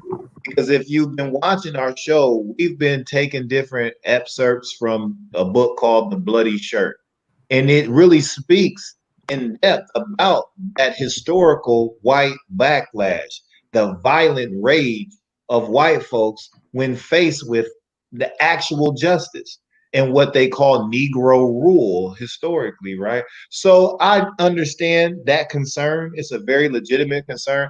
But I say that, you know what, when we're pursuing justice, we can't really be, how do I want to put this? We can't really put the concerns or the fear of white backlash in front of our pursuit of justice. You understand? That's something that America's going to have to deal with. We were at, as our historical experience being victims, our feelings weren't never considered on how we felt about being disenfranchised, chatteled, made transition from private bondage to public subjugation. Nobody cared about what our feelings and our response to that was going to be. I don't think it even, and no disrespect to the question, I'm just talking candidly here. I don't think it makes sense for us to really care about how they going to feel about it. We need to be locked and focused on justice. And if it's justice, that's what we need to be for. Liberty and justice for all. We need to be pressuring America to live by the poetic words that they say they built this country on. And we need to make them face up to that or admit that they're hypocrites in the public. Because you said liberty and justice for all. So if you are upset about that, then the American government needs to posture itself in a way to handle that type of backlash and do what they need to do to guarantee equal protection under the law for all people. So that's really what I feel about that in regards to the white backlash and how they may, act out violently. We need the justice system to do what they need to do and take these domestic terrorists and act appropriately. That's what I got to say about that. Definitely. Yep. Sister Sin. Everything that Dr. Logic just said. And I would also add, and you said that eloquently, brother. I just want to tell you that. But also, too, I think, worries. One of the things that I think that we should also what we really should do is pay attention to the moment. You have a bunch of white folk in the streets screaming Black Lives Matter. Matter of fact, in Chicago alone, about a few weeks ago, when all this whole protest started jumping off, there were not only white folk, excuse me, I saw signs that said Asians for Black folk, Asians for Blacks. I saw all of a sudden you saw a whole bunch of Latinx people running out talking about black and brown together. I saw tags all over the city. Okay. So it's kind of like we understand now. And I think that a lot of people are starting to get it too, especially when they saw the murder of George Floyd on video, how this is basically a symbol of America on Black people, specifically ADOS people. America has had its necks at his knee on our necks for over 400 years. And it's like, when do we get relief? And one of the points that I've made on my show and on other streams that I've gone to, because now I'm becoming the person that goes to talk to white people about racism, that whole communities are not over-policed. Whole communities do not experience disparities when it comes to resources. Whole communities are not dying disproportionately of COVID-19 infection. And reparations is the thing that makes us a whole community. And another point that I even made to this other, I was talking in another Facebook group about reparations. I even shared that, I don't know if you all saw that latest Forbes magazine article about reparations. I believe that the person who wrote it is named Stephen Cohen, if I'm not mistaken. Mm-hmm. And this is a white man who is advocating on why reparations needs to be paid now. And we are seeing more and more white people getting on board on why we need to fix Black America, because it's their institution. Slavery, Jim Crow, institutionalized racism, systemic racism, all of that, that's white people's institution. We can talk about it, but if we don't have the representation in Congress to fix it, we can't fix it. They have to fix it. But the only way that they're going to fix it is if we make them. We have to be the voices, and we have to be the ones that actually stand up and are engaged in the political process as far as making our demands heard, because we are citizens. We're not DACA people. We are citizens. And since we are citizens, it is up to us to actually express our rights as citizens to say that, no, you're the ones who created this mess. You have to fix it. The only way to fix it is with reparations and set aside for American descendants of slavery, period. End of discussion. So I am less concerned about white people losing their minds if we get policies that actually affect us for the better. I could care less, because at this particular point, it's not about a popularity contest. It's about being on the right side of history. And it's about actually doing the right thing and the moral obligation and the moral duty to make our group whole. End of discussion. Definitely. Brother Ali, you wanted to respond? You muted, bro.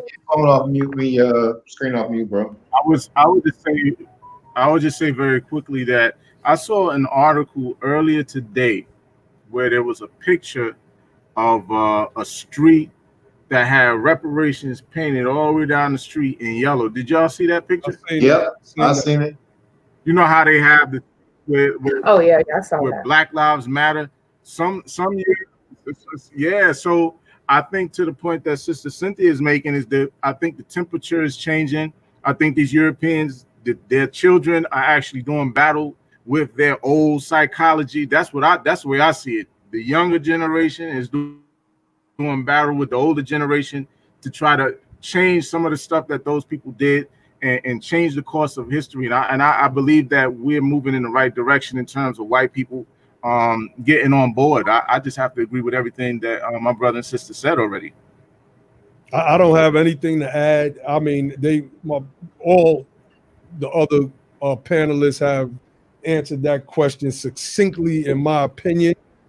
Brother Vic, what was your second issue with reparations?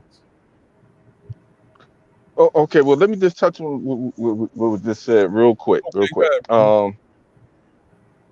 I agree. We don't care. Of course we don't care. but the people who are making the decisions may care. How do we convince them not to care?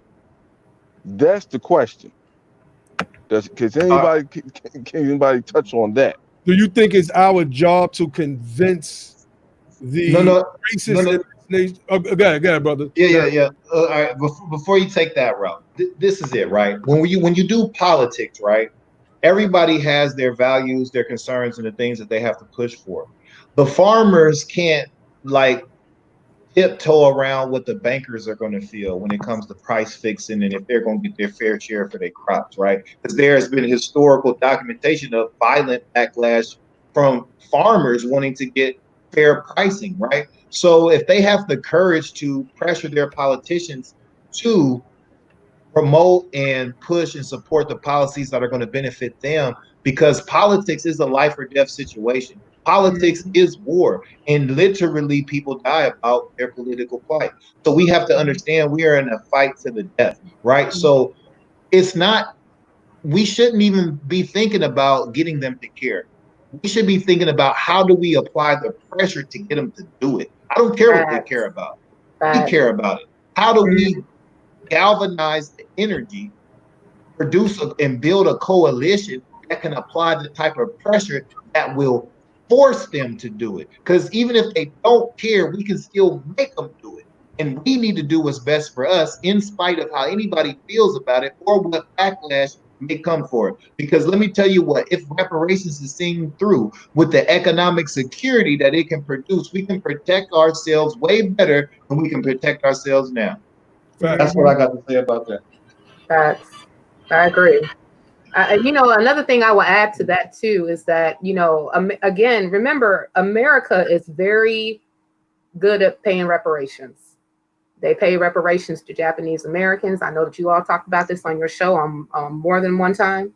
They interceded on behalf of Jewish people who were Holocaust victims and their descendants. Even though that America per se did not leave not one soul to the gas chamber, but they interceded on their behalf.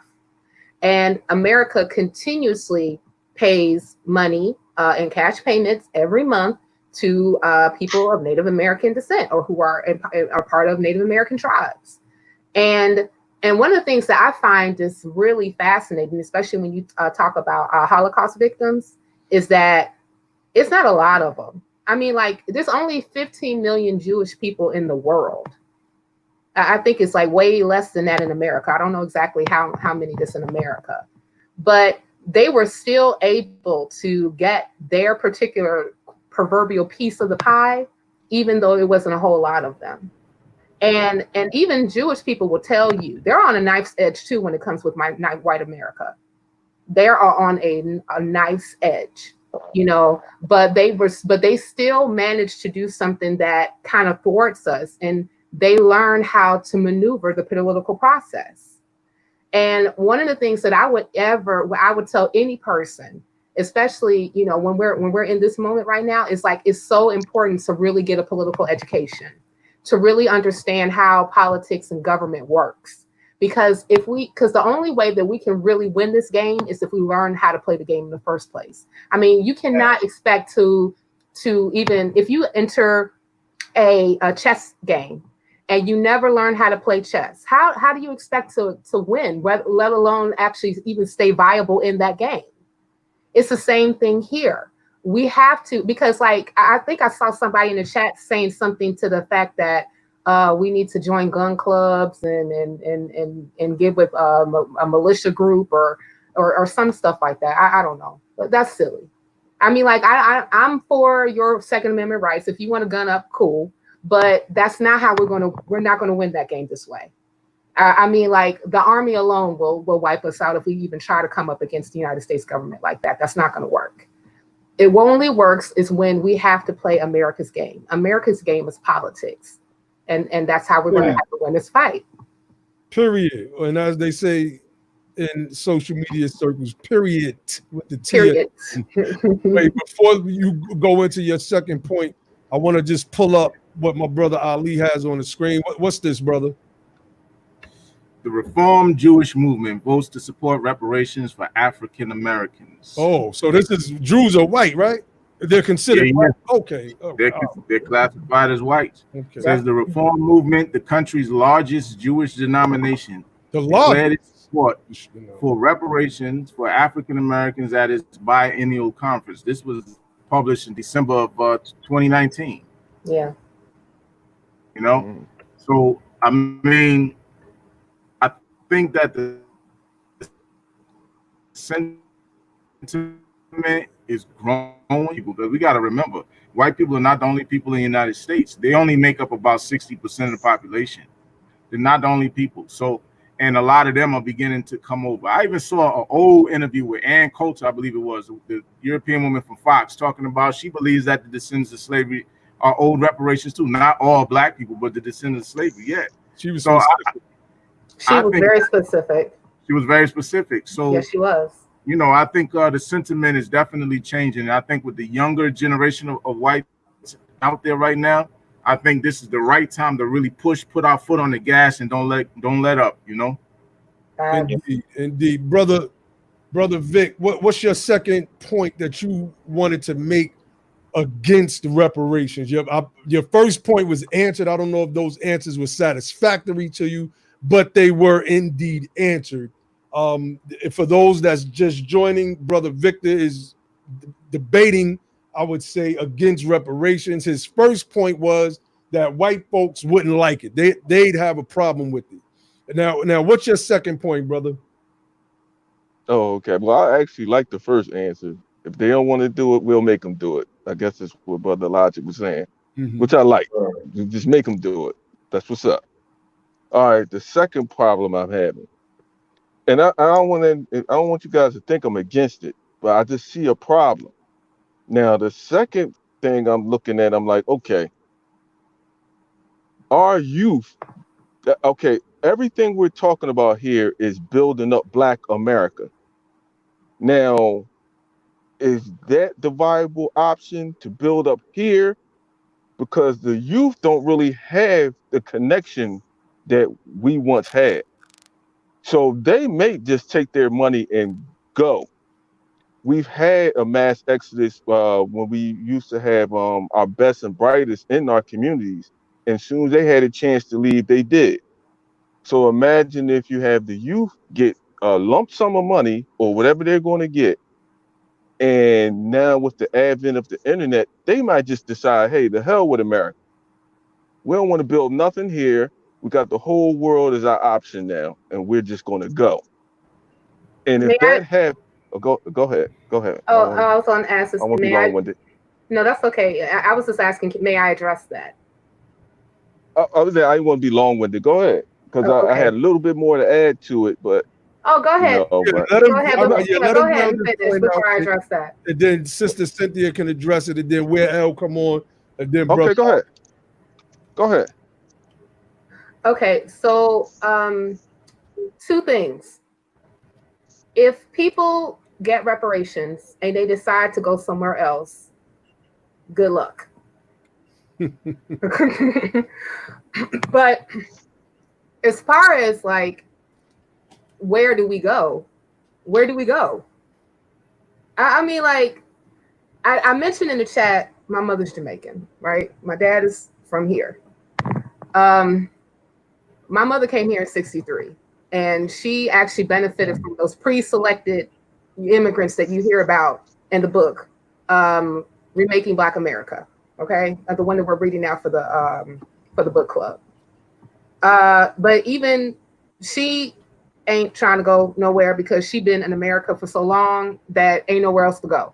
Okay, there is no place like that's like distinctly carved out for us to go back to Jamaica. And even if that was the case, if my parents were strictly ADOS, both of them, I would have nowhere to go at all. The first African slave ship came here in 1619. And they've been shipping enslaved people from that time period up until like the early 1800s.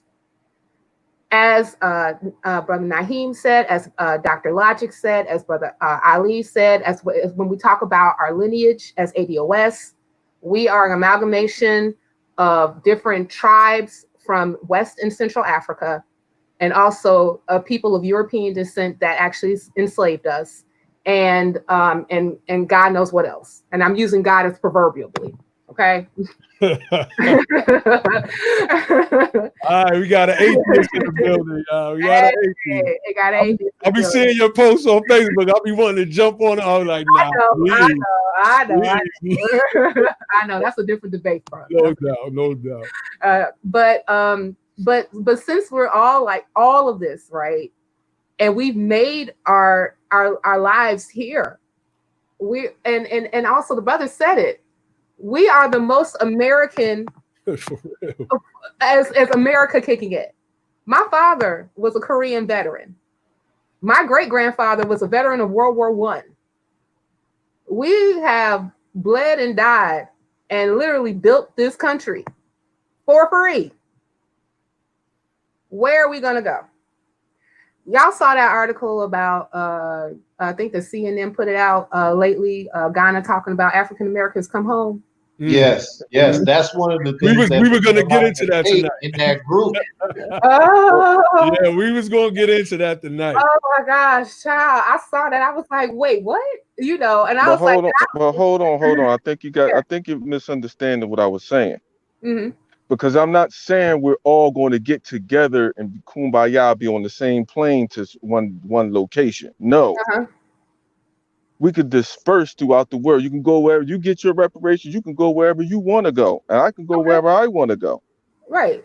And these young kids, they don't have an affinity to the hood anymore. They're just going to leave. You see all over YouTube, young black men are all over the world now. When I was in the military men decided not to come back to the United States. I didn't say you had to give up your citizenship, but you just have an option to go somewhere else. Josh just talked about getting pampered for $2. So you got 4%.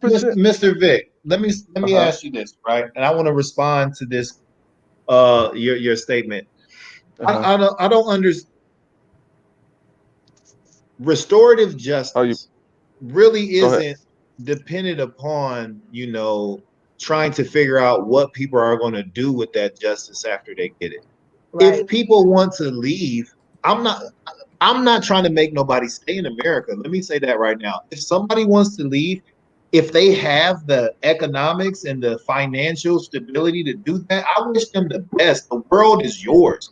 All our reparations claim is about is to make a people whole who was broken by the government.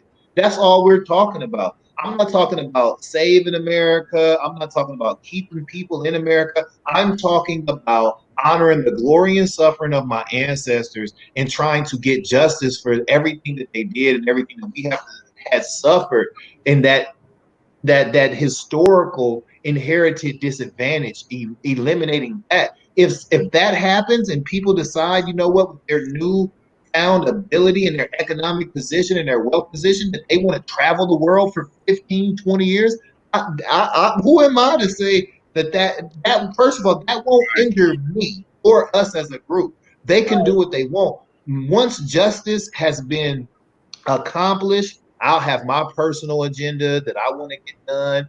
Brother Ali will have his thing he want to do. Sister Cynthia will have her thing that she want to do. Now everybody's gonna want to do their own thing. But the fact that we can do that thing is what we're fighting for. Right now, we don't have those options. We can't pursue happiness the way other Americans can pursue happiness. So if traveling the world and leaving the world and not coming back makes them happy, I'm for that. But I want them to be able to pursue that happiness, and they won't be able to do it until they get reparations. Brother. Correct. Exactly. Okay, but I understand that, but listen to what I'm saying, Brother Logic. You know who's going to leave? Our best and our brightest. It's not going to be Pookie and Ray Ray on the corner. It's going to be the best and brightest young black men are going to get out of here. Well, before you go further, I don't really think that. I was going to say this too. I think the percentage of the people who are going to leave and stay gone are going to be very insignificant. Most people are going to leave and find what Sister Cynthia was talking about, that, this is cool, but I need to go back home. You know what I mean? Because $2.50 haircuts are cool, but when you get sick and you can't find no health care, you need to come back home. Right. When you're talking about living in environmental conditions that you ain't used to, make you want to come back home. When you're in shelter, you're in the food that you desire ain't what you used to getting and wanting, you're going to come back home. So there may be a small slither of our percentage that leave and stay gone. And I don't think it will be our best and brightest. If the rest of the world is sending their best and brightest to America, why would our best and brightest leave America and stay gone?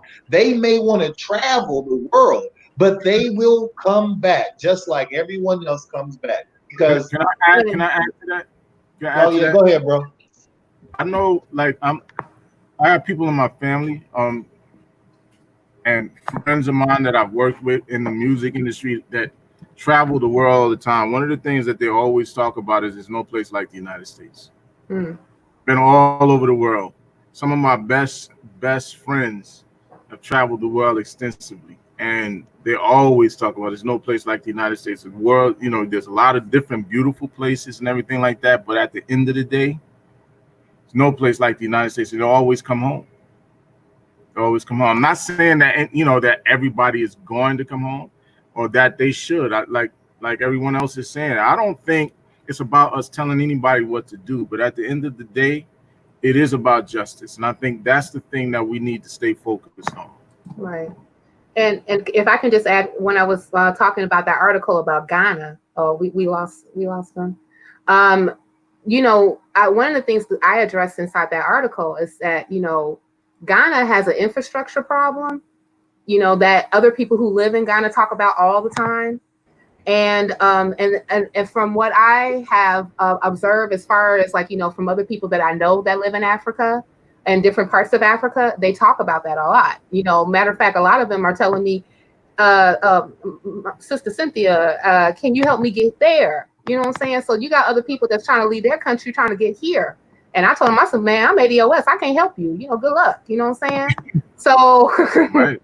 I'm just saying, you know, so so the best and the brightest leaving. I mean, like, I would say, like, what I would even ask the brother, what documentation or evidence do you have of that we're going to have a mass exodus of ADOS people who is our best and brightest, who's going to be leaving the United States to build somewhere else? I don't think it's feasible. I got another brother that wants to come in. This brother Kel Brock. I'm gonna bring you back in real quick, brother Vic, but I'm gonna go to somebody else. I'm leaving a slot open for someone else to come on. But did you have anything that you wanted to say in response to what you? Let me address it real quick. I'm just trying to navigate it and moderate. That was what I was trying to do tonight anyway. I don't think that us looking at, you know, I see a lot of questions that were asked in the chat. Like, what are you going to do with your money when you get it, right? Are you a boomer? You know, are you one of the brothers that we say in ADOS parlance, are you boomer hooked, right? Do you come from what's called old money? Because sometimes that may skew our perception on how we see the youth, how we see reparations, and some of your comments appear to lean towards that type of attitude. So I don't know. I want to give you a chance to respond to what you've heard and also some of what I said in the chat while we wait for the other brother to come on. Can you hear me? Yeah, I hear you, brother. Listen, man, I just thanks for the opportunity to be able to speak my mind. And next time I come on, I'm gonna have my notes. I just was getting off work and I wasn't prepared. I'm gonna have my stuff together next time, so y'all better be ready for me. It's brother Vic Costas. You'll see me in the chat. So peace to everybody on the panel and good night. Gratitude, brother. Thanks for coming on. Thanks for tuning in, bro. Shout out to you, brother, for being brave enough to come on. You wasn't even a part of the debates that the brothers was having for the past couple days. You just had what you felt were issues with the position, and we warriors up here, so we honor anybody that's trying to come on and get their sword bloody with us. and get their knuckles bruised. So it is. Yo, what's up with Giovanni? Is Giovanni gonna come on? Nah, He has a lot to Giovanni's say not in the coming on. comments. He's just in the chat talking slick. He's is not wild. coming on. He's not coming on. So thank you, brother Vic. You could exit out, and we're gonna bring this other brother back. Bring this other brother on.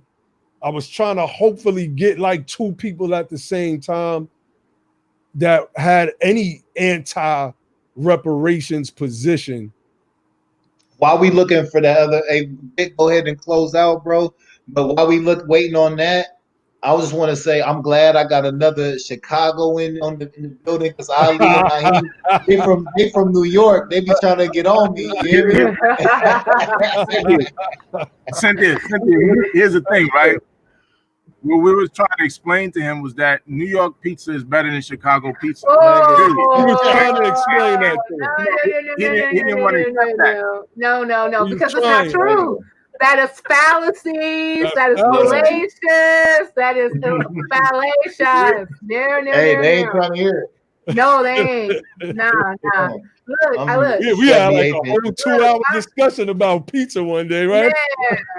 Yeah, we could have another. I mean, I've actually found like some in Dr. Logic. I don't know if you back in Chicago, but I actually found like a couple of vegan restaurants that actually do Chicago style pizza vegan. I might. You on the vegan tip? Yes, sir.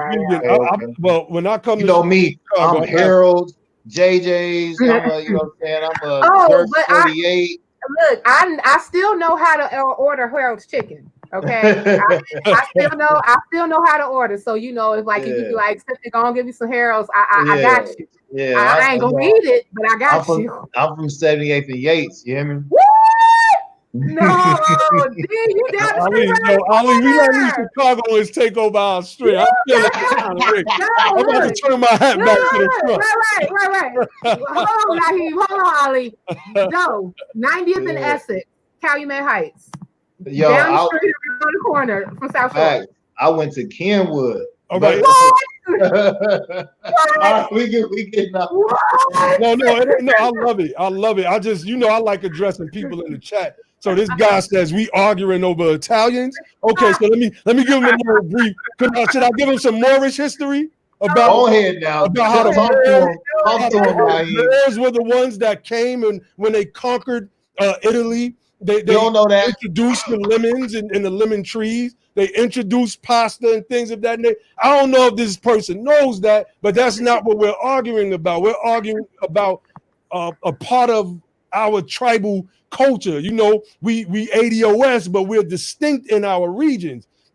People from New York talk different than people from Chicago, talk different from people in Georgia, Minnesota, California, et cetera, et cetera. So we're not arguing over Italians. We're arguing over pizza right now, brother. Yes. And pizza is the best. And the bottom line is New York pizza is the best. Not true. All right, the brother Kel Brock is something wrong. I see you in the back. Okay, there you go. All right, we got the brother Kel Brock. Introduce yourself, brother. Tell us your position and the problems you have with reparations. Well, first, I just want to say good evening to everybody. Peace and blessings to everybody on here. Peace. My name is Khalid. I don't really have a problem with the reparation. I'm all for it, but you have to understand that white folks in America are going to fight like hell if this is being presented to them. They do not want to give up that kind of money to black folk in America. Because for them to give that kind of money up, is for them to admit that there was a problem in the issue and how they treated us for 500 years. So they're not going to do that at all. They're going to fight like hell. That's just my opinion. Anybody want to address that? No, man, I mean, I don't know if you was watching, we really kind of already addressed that. If you got another concern, you can go ahead and shoot that out. I don't want to be over redundant, but we kind of addressed it. You don't have to be one of them. I didn't hear that. I just got on, so I didn't hear that. So okay. Recap: we don't care what they think. Basically, we got to keep applying the political pressure so that we can get what's owed to us. This is not a handout. that we're begging for. This is what is owed to us. This government has helped other immigrants. You know, Dr. King spoke about this. There's a video that we like to share all the time with him speaking about it, about how they undergirded their peasants from Europe with economic grounding, economic flooring, gave them farmland, mechanized their farm, gave them land grants, created land grant colleges, et cetera, et cetera. So we don't care what they think. We don't care what the racists think.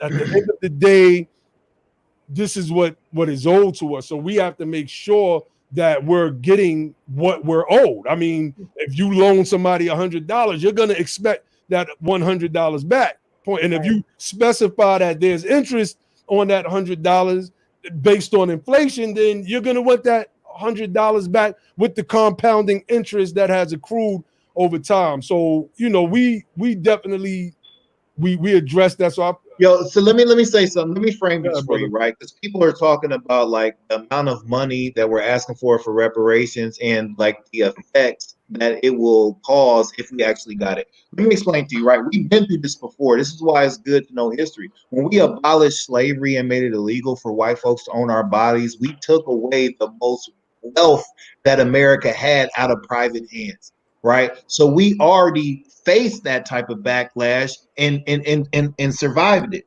So we can't let that type of backlash hold us back from doing the type of politics that we need to do. And there's always going to be backlash, but that should never change our politics. Our politics have to be what our politics have to be. And regardless of the danger, the fear, the gargantuan ness of the whole plight that we have, it's an enormous thing. It's an enormous undertaking. I understand that. So was abolition. Don't you think that in 1855, to tell somebody that slavery was going to be abolished 10 years from then, they thought that that was just as crazy? Don't you think that they thought that was like, knowing how much that understand that a single black person was worth more, and that black people combined was worth more than anything white folks could imagine combined? Understanding that type of wealth was taken out of their possession. So we did that. We fought the greatest fight. You know what I mean? And it might come to that point again. I'm not saying that might not happen, but we have to understand that's justice. And, you know, when justice must happen, sometimes it gets scary, but we cannot cower to that fear. We have to continue to push forward to honor the glory and suffering of our ancestors. That is a ancestral debt that we owe them ourselves. We owe them that because they produced the world that we live in today. So no matter we talking about white pushback. They was dealing with 85 years of lynching. They was dealing with all kind of craziness. They was dealing with I get caught up when I start talking about them. We talk about white pushback. They talk about fighting slave masters and slave catchers and all that type of stuff, and they fought through that. Don't you know how scary it was to talk about abolition in the 1800s? You could get killed just for mentioning the word. We talking about reparations in 2020, and we saying that, and we're questioning, you know, the concerns of white pushback. We've been dealt with the most dangerous white pushback that they can offer us, and we done been through it. We done made it through. So whatever they got, bring it on. We done been defeated that already. We done beat the worst and the most devilish white folks that existed after Civil War. Go do the history. Those were the most diabolical and most radically violent white folks that have ever administered violence on our people. We beat them already because we're here now. And they can bring it on. It's way more than us than it was then. We have access to the Second Amendment, and I don't believe in any offensive use of the Second Amendment. But now you can't just come burn a cross in my house. You understand? Because we got AR-15s and we got all kind of stuff. You can't just come do it for them now today. We don't got just wheel guns and Colt 45s and whatnot. So I believe in defending myself. I don't believe in attacking the majority, but I believe in when those people come and try to attack you, you have every right to defend yourself. So what I'm saying is we have already been through the worst. We just need to keep pushing forward. And can I add one more thing to that? We know America can do it. Yes. We know America can do it. America came off of $2.2 trillion in less than a week. less than a That's a week. fact. Less than a week. That's a It was fact. That's a fact. 92 trillion was shelled out in 2008 with the TARP and bailing out the big business and bailing out the rich folks. Talk And about that was a smaller group. You understand, right? So the concentration of the cash and the loans that the government gave out were administered and distributed and dispersed in larger sums to a smaller population of people. 92 trillion. And we're talking about at bare minimum 14 trillion. You can't tell me you can't produce that. Yes, we can. And we're talking, and this is a multi-generational project. It's not just a one-off, you know. So we already know. So like if we know that America can do it, America should do it, and we just got to make America to do it. That's all that needs to be done. Right. Facts. And Right. I think that's Any other concern? Oh, go ahead, brother Ali. I think it's an important point that since Sister Cynthia brought up is that it can be done over time. I think a lot of times people think that it all has to be done at one point, and this is somehow going to bankrupt the United States. But at the end of the day, like we've saying, they've already shown that they can come up with the money, as well as this is something that can be done over time. And that's one of the things that I love about the way Dr. Darity has broken it down, is that he's showing how it can be done, you know, and so there's no real argument. I think we've overcome just about every argument that they can come up with. I think we're in a good space when the most commonly brought up argument is, what if white folks get mad? I think we're doing good, y'all. You know what I'm saying? Like, that's it. That means we answered all the questions, man. Yeah. Right. Yeah, I agree. So did you have any other concerns, Brother Kel Brock? Or any arguments? Any, you know, we here to answer. We love the debate. Everybody that knows me knows I love a good debate. So I mean, anything else you want? I think you muted, bro. I can't hear you for whatever reason. Yeah, we can't hear you, brother. No, I can't hear you. Go out and come back in. I'll add you back in. What's up with the brother Giovanni? He was talking. He's talking a bunch of smack. I keep telling him. Now he doesn't want to come on. I don't want to come on.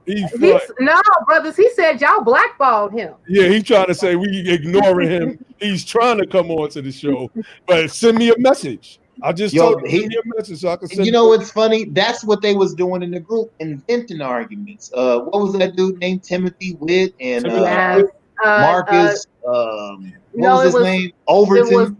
It was a Wilson Felix. Something. Wilson Felix inventing arguments. Yes. I love how I asked Wilson Felix, okay, because like he kept telling me, he said, you are getting off of the argument. I said, okay, cool. So what is the real argument? What is the real argument? All right, we got his position is we're xenophobic and divisive. That's really the only thing that they have a problem with, other than with Yvette. Now everybody seems to have a problem with Yvette, man. Like, I don't know what she. That's what it is, because she be smashing them. Because she be smashing them to dust. That's why they mad. Yeah. Yvette, is you can't mess with her. I wanted to say another word, but I can't. But Yvette, you can't mess with her. She cold, and they don't like it. Whoever come at her, she smash them. She does, and I mean, and she smashes them with facts, and they hate that. Mm-hmm. They hate that. I mean, like I don't like to get into the whole gender sex thing, because I think that can be mostly divisive, and oftentimes I had other ADOS women come after me because I don't do that at all. But I have noticed that sometimes, especially when it comes with these Pan-African men, that because she's a very outspoken woman and she knows her stuff, they have a tendency to fight her more often than they will say anything to Tone. I noticed that. Yes. Basically a bunch of suckers, basically. No, they have the mentality. See, I analyze this thing from a real perspective, because I understand the difference between them and us. They have a real colonial mindset.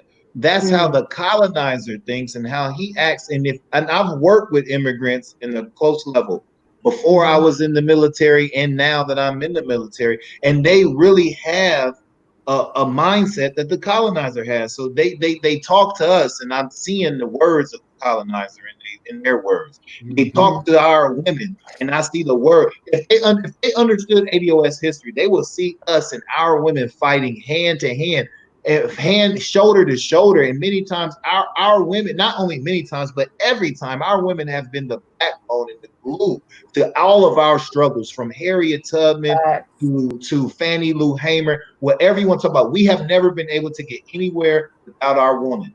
You understand? So they have a different kind of weird position that they have borrowed from that colonizer mentality and some of those upper echelon stocks over there. And you know, that's just what it is. All right. So, we have a question in the chat, but wait, brother Carol Brock, I'm gonna come back to you. I just want to read this real quick. Sister Jaja says, I guess that's Representative Johnson of Louisiana said in the reparations hearing that reparations to ADOS would certainly be unconstitutional on its face. Can you guys speak to the constitutionality of reparations? That is great question. I'm waiting for a good question. That's easy. That's a really when you good think question. about what happened with the Japanese Americans, when you think about the right to petition the government for redress and grievances, that's basically what reparations is. Our petitioning the government for redress and grievances, which is why HR 40 has to be overhauled. It's weak. It's basically a toothless tiger, and we believe it's one of the reasons why Dr. Sandy Darity and the other woman, I always forget her name, put the book out, From Here to Equality.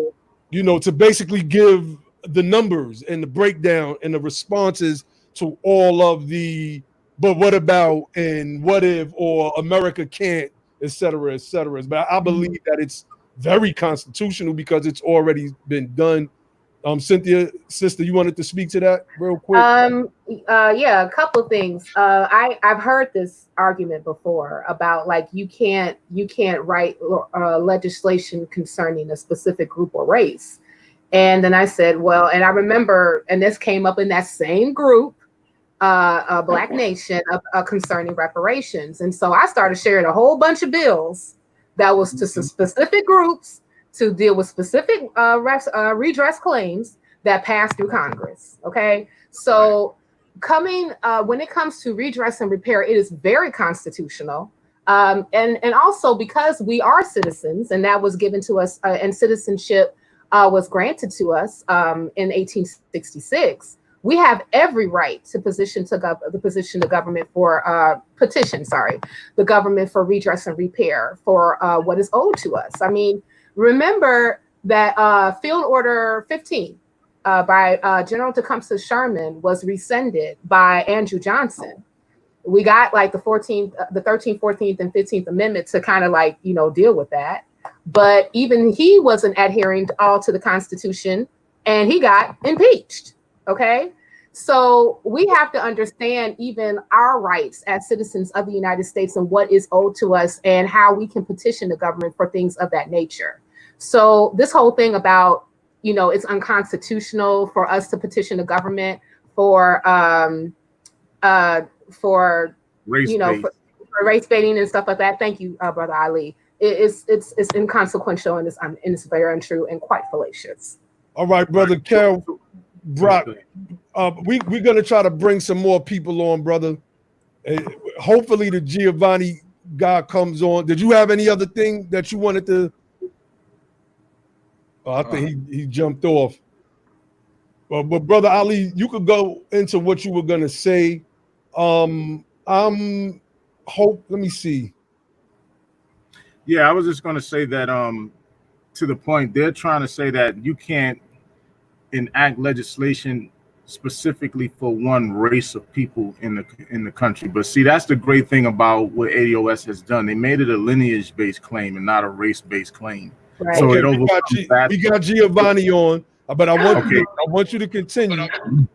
It overcomes that argument just from the fact that we're identifying as American descendants of slavery, not Black people, right? Mm-hmm. So and if they were really worried about race-based legislation, they should have worried about that when they enacted the Black Code. That's right. Brother Giovanni, can you mute out. I hear an echo or turn down your volume in the background. All right. I'm outside on a fishing pier, so it's kind of difficult. Okay, maybe that Peace was and blessings. Y'all can hear me? Yeah, we hear you, brother. I'm glad you came on. You was talking a lot behind that wall. You here now? What's good? What's up? Naheem, What's good? What's good? What's good? Jaja is asking some really good questions. All right, we're gonna get the. We got another good one. Hey, but Giovanni, I need to see your face. Can you pull up? Because I'm trying to figure something out. I'm pulling up. I'm on a fishing pier. It's dark. Can you hear me? Yeah, we hear you.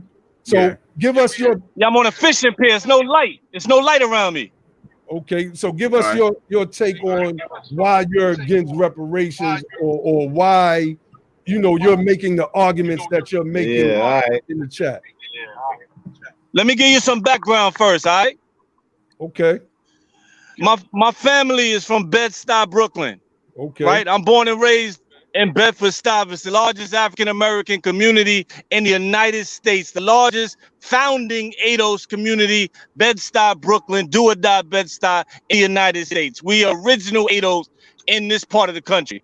My southern family is from Princeville, North Carolina, right? My southern half, my slavery coming up from slavery, right? Mm-hmm. My southern half of my family consists of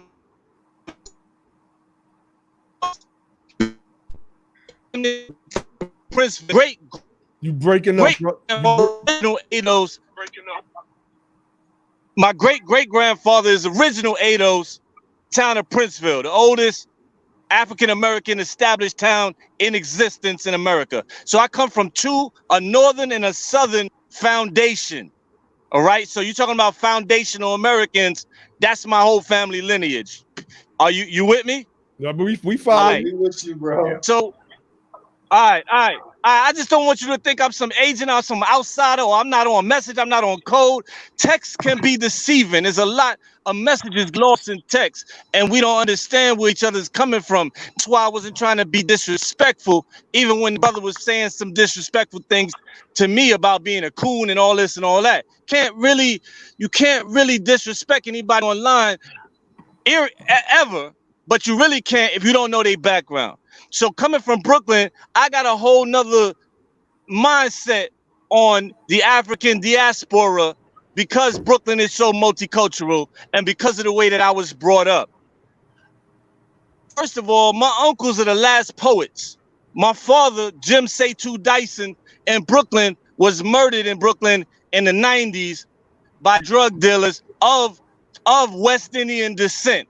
So if anybody would have any type of ADOS, rage for immigrants coming and killing somebody, it would be me, because immigrants from the West Indies, my father, who was a prominent figure in the restoration of a lot of the communities in Brooklyn, well-known a martial artist and community protector, made cover of the New York Times when he died. So my family lineage is all ADOS, 150%. I never said once I disagree with y'all. Okay. My family created the African International Arts Festival in Bed-Stuy, Brooklyn, at the historic Boys and Girls High School. I shook Mandela's hand when he asked where was the biggest population when he got freed from prison? Y'all talking about the apartheid. Well, I shook his hand. When he came to my community and wanted to be around African Americans, he wanted to know where was the largest contiguous area of African Americans in the United States, and that was right in my hometown, Bed-Stuy, Brooklyn. And my family is the one, with the supervision of the state of New York and the FBI and all that, is the one that was the greeting party at the African International Arts Festival.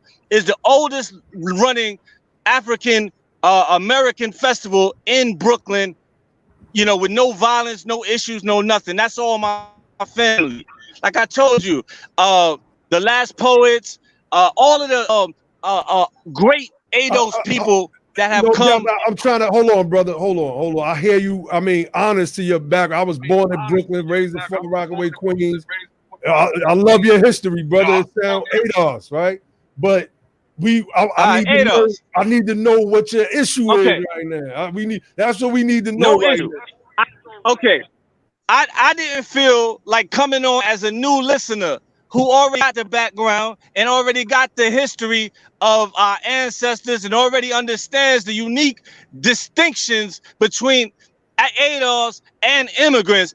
I didn't understand why, and maybe I just hadn't heard previous podcasts, why y'all weren't talking about more progressive politics as far as what the answer is about moving forward. Now, some of that has been answered because I haven't heard the podcast and the brother kind of talked to what I was saying. Now, the reason why I'm saying what I was saying about the progressive politics side is because I am in politics. I have 7 or 8 African clients, circuit court judge, delegates, senators. I have city council people. I've run campaigns for progressive district attorneys. I mean, I just left the Overtown section of Florida helping with a campaign for African American gentleman named Keon, who's running. Hey, bro, look. I'm back in. I'm feeling you, bro. I'm loving. I'm loving the energy. I don't understand your politics. I don't understand your politics. politics. That's what I'm getting at. Check it out, Giovanni. Listen, to understand our politics, right? You need to first go and listen. We did a couple shows specifically on politics. This show was dedicated to one. We were supposed to be debating these Pan-African cats who flaked out on us, right? So we was really trying to outline the differences between ADOS and immigrants and Pan-African thought. But if you want, I've been a locally elected official. I was elected to public office. I've worked on campaigns, senatorial, local, all of that. So I'm with you on the political side. Understand? I won awards from my college for political activity. So if you really want to get down to the nuts and bolts of politics, we can do that for you. But I would first suggest that you go and listen to some of our previous shows because we covered a lot of that ground. And speaking specifically on political agenda, as far as being a part of the ADOS base, you can go to the ADOS 101 website and you can see the Black Agenda, which is really outlining. Look, this is not my first ADOS. This is not my first ADOS photo. I've been on ADOS, all sites. I've been in all of the groups. I've been following them whole movement since the beginning. I'm not anti-ADOS. I'm not anti-ADOS at all. Not even a little bit. I feel like the ADOS movement is the only movement that has a legitimate ask. My issue is that I don't think that in this time right now, with all the uprisings in the cities, and the way the cities is on fire right now, I don't think ADOS has packaged, right, and a progressive ask for that's resonating right now for the community. Now, you don't have to defend it. I'm not saying nobody did nothing wrong. You don't have to go on your defensive. That's what I do for a living is pitch, to move the crowd. You know what I'm saying? Like I package a statement to move the crowd, a package of ideology to move the crowd, to get people from one place to another. I want to see ADOS written just like Black Lives Matter is written. These people are wandering the streets like the dude said about the dude in Africa, aimless wanderers. Well, that's what's happening with Black Lives Matter. It's a leaderless, it's a headless, it's a hashtag, it's being infiltrated by everyone. And it has no structure. My issue and what I wanted to discuss is how does ADOS elbow its way to the front of the line while everybody's eyes are on what we want, and you are the ones who have a legitimate ask. All right, hold on. I want Sister Cynthia to answer that first. Being that she's in like the inner circles and she's helping to run an ADOS group, I would like for her to answer that question first. So as far as like the whole thing about one second. No, I'm good. Thank you. Sorry, I was asked. I just got the house. Hold on one second, Brother Giovanni. While she's speaking, can you mute your phone because we're getting the echo? Let me see. Can I mute him from here? Yeah, go ahead, sis. Okay. So as far as like, you know, the whole thing about making sure that our message is to the forefront, it's doing things like this. It's constantly continually having these conversations, and also again being activated in the political process. With ADOS Chicago, not only are we fighting for federal reparations, we also are fighting for local equity. We organized a trip to Springfield, Illinois, to introduce a bill. We knocked on people's other legislators' doors to talk to them about the bill that we wanted to push. We are constantly calling press conferences and rallies, and also coming up with strategies to get executive orders signed by Governor Pritzker for ask specifically for our communities. We are constantly engaging in political work, and this is something that we're getting progress about, because like we were able to actually successfully move a bill out of committee. So it's constantly being on message. It's constantly making sure that you are engaged and keeping your ears to the street and to the ground, and also staying in the legislative space. We don't let up. We are very persistent. We are annoying, but that is our right to be annoying, because again, we understand our role, our citizens. We cannot expect any government official to do what we want them to do without us pushing for them to do it. We understand that. So we have to be very relentless in our justice claim.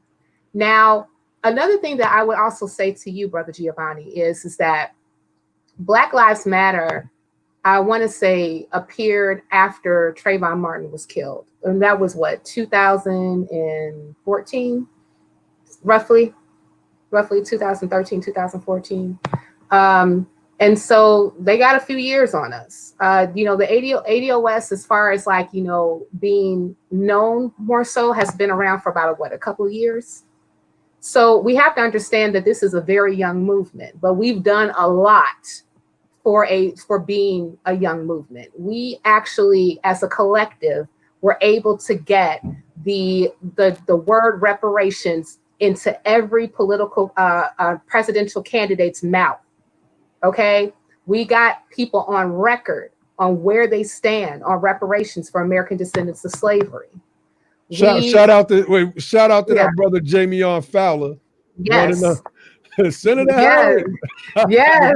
Senator Harris. Yes. Brother Jamion, that's a soldier. That's a soldier. I was so happy to meet him at the conference. I was like, sir. I took a picture with him. Yeah, me too. I was like, you, sir. There's action that's going on, Brother Giovanni. It's not just, a bunch of talk. It's not a bunch of rhetoric. It's action. And I believe what Sister Cynthia is saying is that all politics is local. So we have to start where we are to help move the needle forward. I think that a lot of people miss that aspect of it. My brother, Dr. Logic, speaks to that often about how we're so blinded by the celebrity of the general election that we just overlook the local election, where the policies that are being put in place directly affect us. And I think that if we can put enough pressure on our local representatives, they will help carry our message into the House, into the spaces where it needs to be heard. And we're starting to see a lot of that. Of course, we got to move some of these old guard people out of the way. Your Clyburns and things of that nature. Let me say this though, right? Yeah, this is the first thought I had when he said what he said. He was like, how do we move ADOS to the front? Brother, we already in the front. Black Lives Matter was in the back, but because see, this is a problem that I see a lot, especially in politics. Like, the loudest don't necessarily mean you in the front, right? When you got all kind of corporate and private interest money backing you, you can look like you're in the front, but that don't mean you're in the front. That just means some people put a lot of money for you to market yourself a certain way. But ADOS has led, we're the drivers of this reparations movement. We're the drivers of this new political awareness. We are the drivers of this. And when I say we, I'm giving credit to the people who cracked the mold in forming this new political framework that we're in, the lenses that we're looking through. Dr. Darity, Antonio Moore, Yvette Carnell. But this is something like this, we can't get trapped into thinking that they're just it. This is has woken up, not even woken up, but it has realigned and focused in a laser precision way. People who already have been doing work for a long time and brilliant, who heard the message and say, you know what, that's it. See, signs and symbols are for the conscious mind. So is politics. You understand? And when we heard the political framework coming from those brilliant minds, we said, you know what? That's it. And we already been doing work. I've been doing political work for a long time. You understand? And so many other people have too. We have just transitioned in a solidarity move to focus for this thing because of the specificity that was carved out by those brilliant minds that I just mentioned. But we've been doing this, and we are in the front. And that's what people just don't understand. We are in the front. When people start talking about reparations on the breakfast, nobody was talking about this stuff before 2016. Nobody was talking about no reparations. And a lot of groups been saying that they've been doing stuff, but ain't nobody been mentioning them. ADOS is what they're talking about. And ADOS is not just a hashtag. ADOS is not an organization. It turned into chapters who people of ADOS who have organized, right? But ADOS is an identity, and we understand what we're doing, and we are in the front. Please believe that. We are in the front. Brother Ali, did you want to add on, or did you want to let the brother Giovanni say one more thing? All right, go ahead, I was just going to say that even when Charlemagne and them had Kamala Harris on, he was reading from the ADOS101.com website.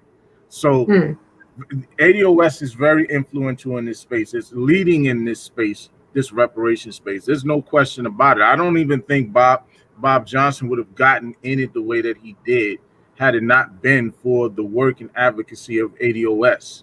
You know, I think everybody is trying to get in front of it right now because they see that this thing is moving a certain kind of way. I think he's Brother Giovanni, you got you have anything else you want to say? I want to try to get one more person in, brother. Yes, sir.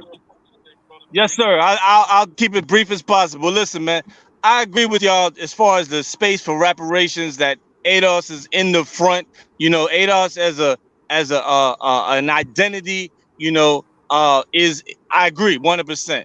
But you got to hear me out, and I'm gonna be real clear with what I'm saying right now. And before you rebut me, try to just listen to what I'm saying, right? All right. The Black misleadership class, the people you keep talking about, the Clyburns and the people who hold the key to the primaries in South Carolina and can mobilize the poorest South Carolina district to vote for Biden at a drop of a hat, can lead Black people to turn around and do anything they want. The Black misleadership class, right? Yep. The sororities, the fraternities, the boule, these people have been in power, and they have been propped up by the white the king, the advisors to the kings, right? They are in every district. They run every district. They get all the money from the corporations. They get all the money from the sponsors. If you look at their campaign finance reports, they're getting all the money from energy, from power, from everywhere. And I'm talking about the state, federal, and local levels. And they control the dollar for all the new candidates that want to run. And if they don't do what the Democratic Party tells them, the Democratic governor will post, and powers that be will primary them and threaten them until they bend and kiss the Democratic ring. Now, I'm in this space. I'm in this game. All right. I built fishing piers. I'm in this space. This is my space. I'm trying to tell you, this is my Black planet. All right. Now, this misleadership class is not going out. There, you got two enemies. You got the enemy you're speaking about, the white people, and then you got the Black misleadership class that is not going out with a fight. They have co-opted every single movement that has existed, and they will co-opt ADOS, because if ADOS is just an identity, well, then they can assume that identity as well. So the messaging, I get it. You leading in the front, I get it. But the control and the power structure in the Black community is not even dented in the least by any of the ADOS conversation. All they do is we create the content, We create the energy, just like Black Lives Matter. We create the movement, and then they step in and co-opt it. Now in Ferguson, Jesse Jackson got booed up crowd, right? How do I know? I was there. In Baltimore, what's the name? Fat Boy Sharpton came down. They told him to get the fuck out of there too. Whoa. Every time the tide starts changing and the young people rise up, these civil rights icons who don't want us to have reparations because they're already paid. They already live in gated communities. They already have everything they could possibly material desire, and they devils. They will not fight with ADOS. They will not. They'll front it, but at the end of the day, they will work against us. I guess my ask was, when we say we're leading the conversation, how do we really lead the conversation if we can't even get elected, young ADOS-minded elected officials past the first barrier, the first border they got to cross to even get on a city council, to even get on a school board without needing the old guard to go ahead and give the stamp? Now, I'm currently fighting a group called the MLK Committee, who stamps every single person. But you got to be an alpha, you got to be an omega, you got to be part of the Lynx, Jack and Jill. You got to be you got to be the other one, AKA, or you don't go nowhere in the Black community. And in every city I've traveled, I just came from Dallas, Texas 2 weeks ago. I just spent 7 days in the hood in Florida. In every city, there's a campaign sign, and you can trace them back to being an AKA, a Delta, a fucking Omega, or an Alpha, and that's just the way it's been since Booker T. Now, if we don't change that, we'll never get ADOS. I'm done. All right, bro. All right. If you could just exit out and just listen from because I'm gonna try to bring another brother in that I just sent the link. Peace and blessings, y'all. Peace and blessings to you. It's crazy. Let me say real quick. Your comments was different than what you came on with. I actually like a lot of the stuff that you were saying when you jumped on, and some of the comments I was having a problem with. But I understand what the brother is saying, and what he's speaking about is the gatekeepers. And I'm gonna let the panel speak to that. And at first I kind of didn't know where he was kind of going with it, but I've been on shows where I try to be pressed for time and say everything that I needed to say in a short amount of time. So I just was listening to the brother, and I'm reading a book. Well, I have the book. I started reading it like all the rest of the books I have and start reading and never finish, called Our Kind of People. And it speaks to everything that he speaks of: the Delta, the AKAs, the Boulets, Jack and Jills, the Lynx. And Our Kind of People were a specific group of quote unquote Black people. They had the ruler straight hair test, the brown paper bag test.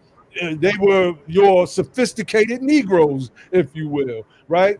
And these are your Roland Martins and your Angela Rye today. I don't know if she's AK, I don't know, but I know that Roland Martin is. These are the gatekeepers. So I completely understand where the brother was going with that part. And I just think we're in a different time now, but we can't escape that. And I've heard of Sister Yvette speak on that before as well.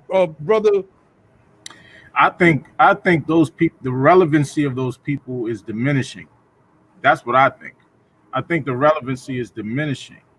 You know what I mean? I think they're fighting to stay in position, but I think their relevancy is definitely diminishing. What do you guys think? That's what I feel. I'm looking at Roland Martin's numbers. I look at even Angela Rye's numbers. To be honest with you, Angela Rye's numbers now compared to maybe 3-4 years ago is different, man. It's dropped a lot. So I don't think people is putting as much stock in those guys as they used to. But I understand the point that he's making in terms of elected officials and stuff like that. But go ahead. Well, I'm not a AK. I'm not AK, but I'm not a Q dog and none of that. And I was elected. You understand? So this is what you got to understand. A lot of that there's facts in what he's saying, but I don't necessarily see a problem. The problem is the mindset. The problem is what you're loyal to. And that's what we're trying to get people to understand now. To change the mindset. If you change the mindset, it don't matter if you're an AKA, if you're a Delta, if you're a Sigma, if you're a Q. It won't matter what social organization you belong to if you can get on political code, right? So if You know, we're doing the same type of politics, I don't care what you're doing socially. So again, none of that stuff didn't really matter when we was moving the needle forward during the civil rights movement, right? Because we was on the same political code, right? So people they don't understand that crack epidemic and that mass incarceration has really hurt us. That deindustrialization of the urban community, that stuff really hurt us in the late 70s, early 80s, and in the 90s, right? So we are recovering. We haven't really done politics like we're doing it right now. So only a few vestiges of us was doing politics who still was holding on. And those were the boomers and people who were able to send their kids to school so they could pledge. You understand? That's the boomer effect, right? So the poverty thing. So if you understood about closing the racial wealth gap, everybody could be AK if they wanted to. Everybody could be Delta Sigma if they wanted to. You understand? Because everybody could afford to get that education and move in them social circles. So it's not really the social organizations that they belong to that's the problem, right? It's the lack of having the access to the things that we need to access is the problem. It's the mentality that's the problem, and that big 20 to 25-year gap of actually really doing politics.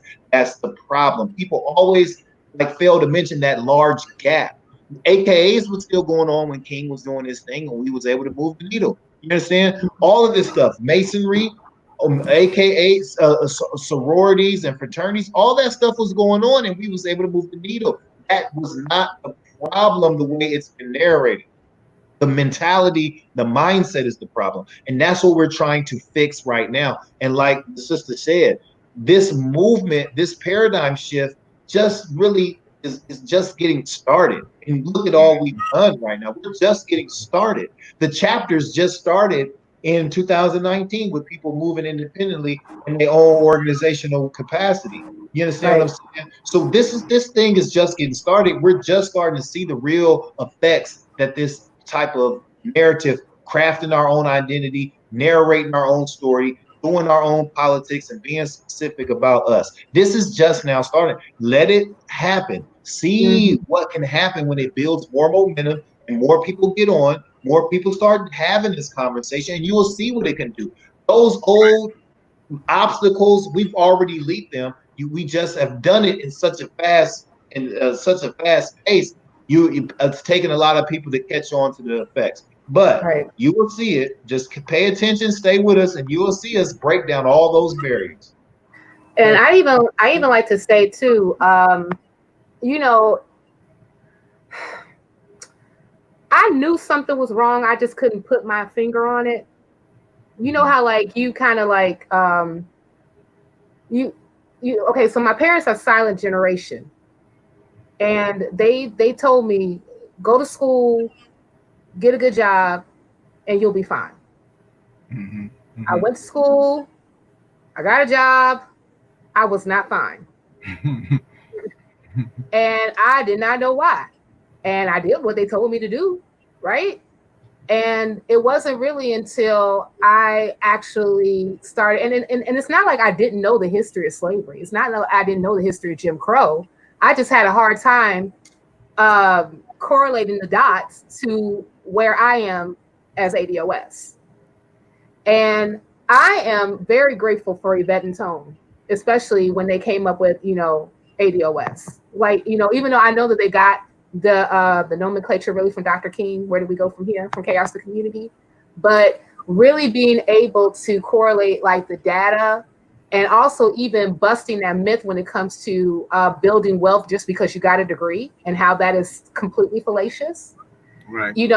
That's when I was like, okay, now I have the language to really say this is what's wrong.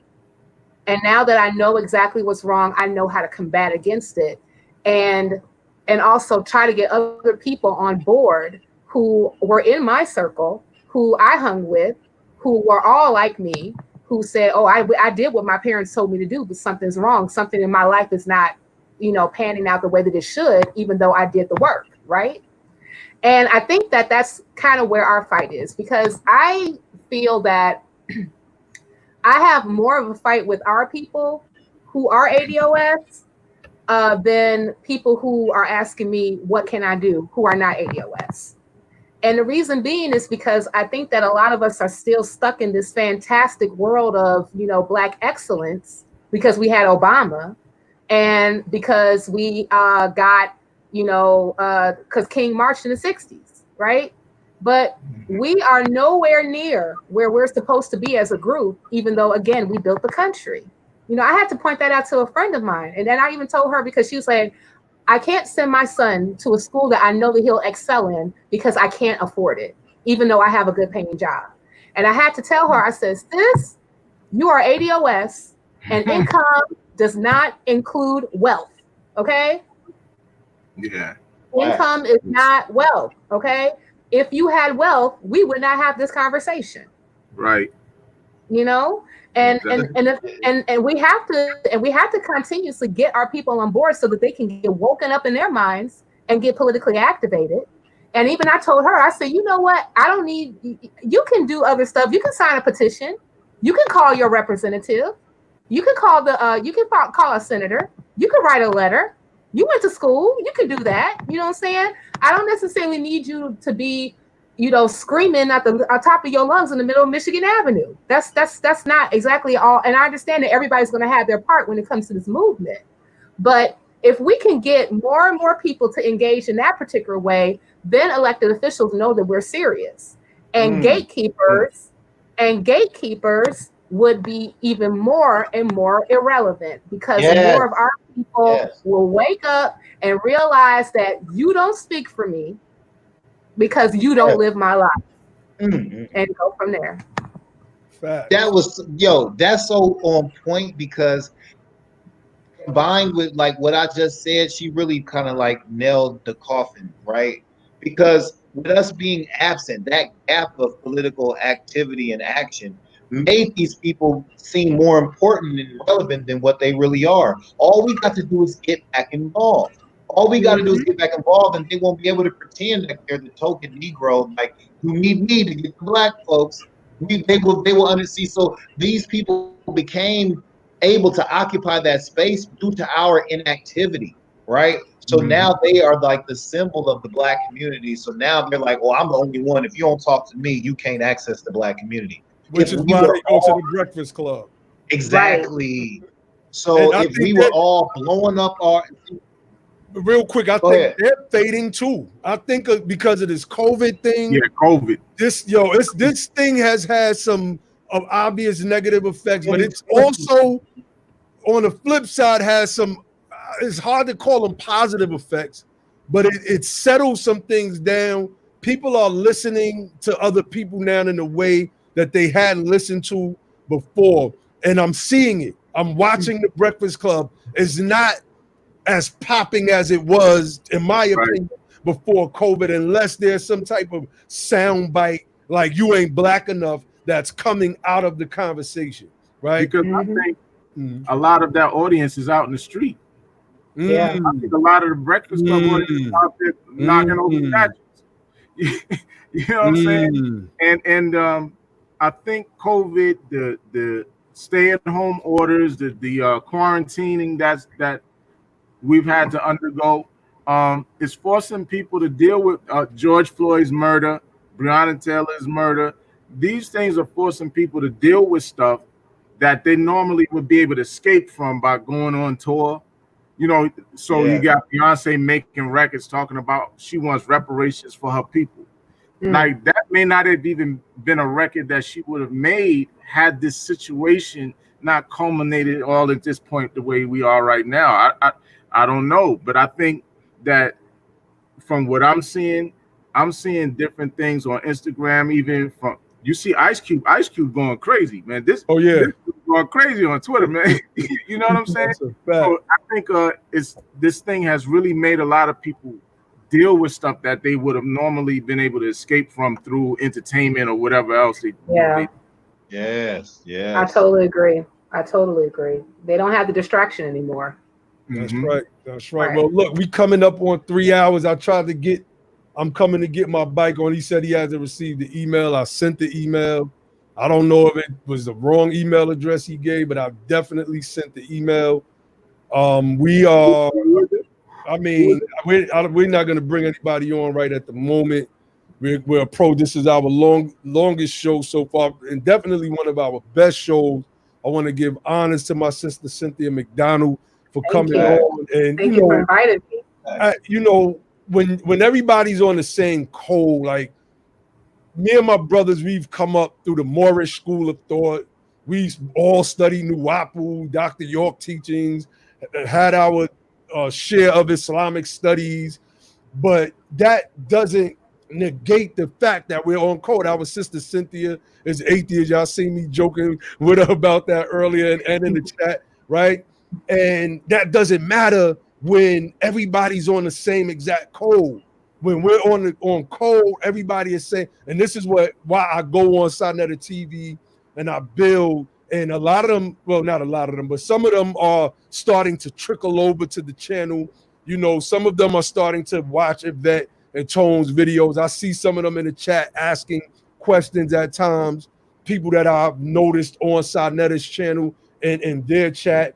And some of them are divisive, but the fact that they're over there listening, they're listening at the end of the day, and right is right and wrong is wrong. The facts can be verified when a person just takes the time to do their own due diligence. And, I definitely want to give a shout out to the ADOS movement, definitely give a shout out to Yvette and Tone. I want to give a shout out to my bros on the panel as well. My brother Josh wasn't able to make it tonight. My brother Ali Bay, I call him the professor. My brother Dr. Logic, he snatched that name, the Liberator, from this other guy. And he didn't deserve it. Yeah, now he's trying to do anti-reparations videos. I think that's what my brother Dr. Logic putting out. I don't think it's anti-reparations. Okay. He's saying we should be looking for reparations and sovereignty.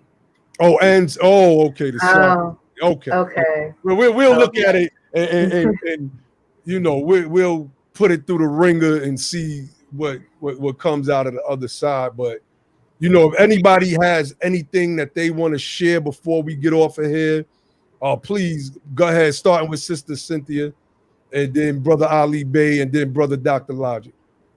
Well, again, thank you for inviting me on. I told myself I'm not doing no streams for 2 weeks. I told myself we feel honored.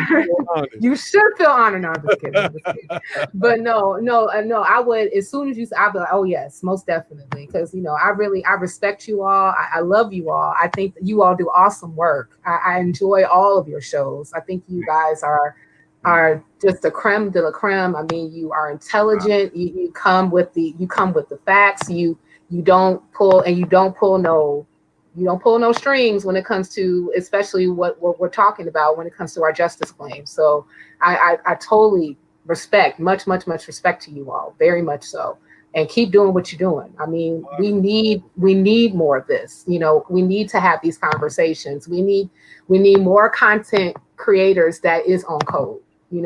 That's really like about collective uplift, like waking our people up, getting them politically educated, getting them on par with what we need to do as a collective in order for us to make this thing happen. Because I shared this with Brother Naheem. I said, one of the things that keeps me up at night is erasure. And I remember I shared this with another friend of mine, and they said, do you think that means your culture is going to be erased? I said, no, I think that our group is going to be erased. That really keeps me up at night, because when you look at the data, when it comes to our position in the United States, it's stark, it's drastic, it's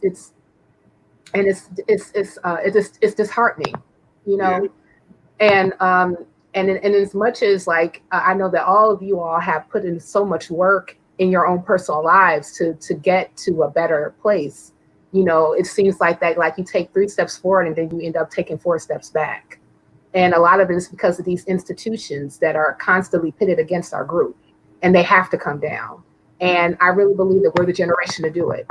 It just takes us to be focused and on one accord. And I even tell people, I said, yes, I'm an atheist. Yes, I don't necessarily subscribe to any type of deities, but I put all that aside for the justice claim. Facts. Yeah. Honest, Brother Ali. No, I appreciate everybody on the panel. I'm glad the sister came in. I watch all of the stuff that she does on Facebook. I pay attention to everything, what everybody's doing. Maybe next time we get the brother Marlon on, you know what I'm saying? Who knows?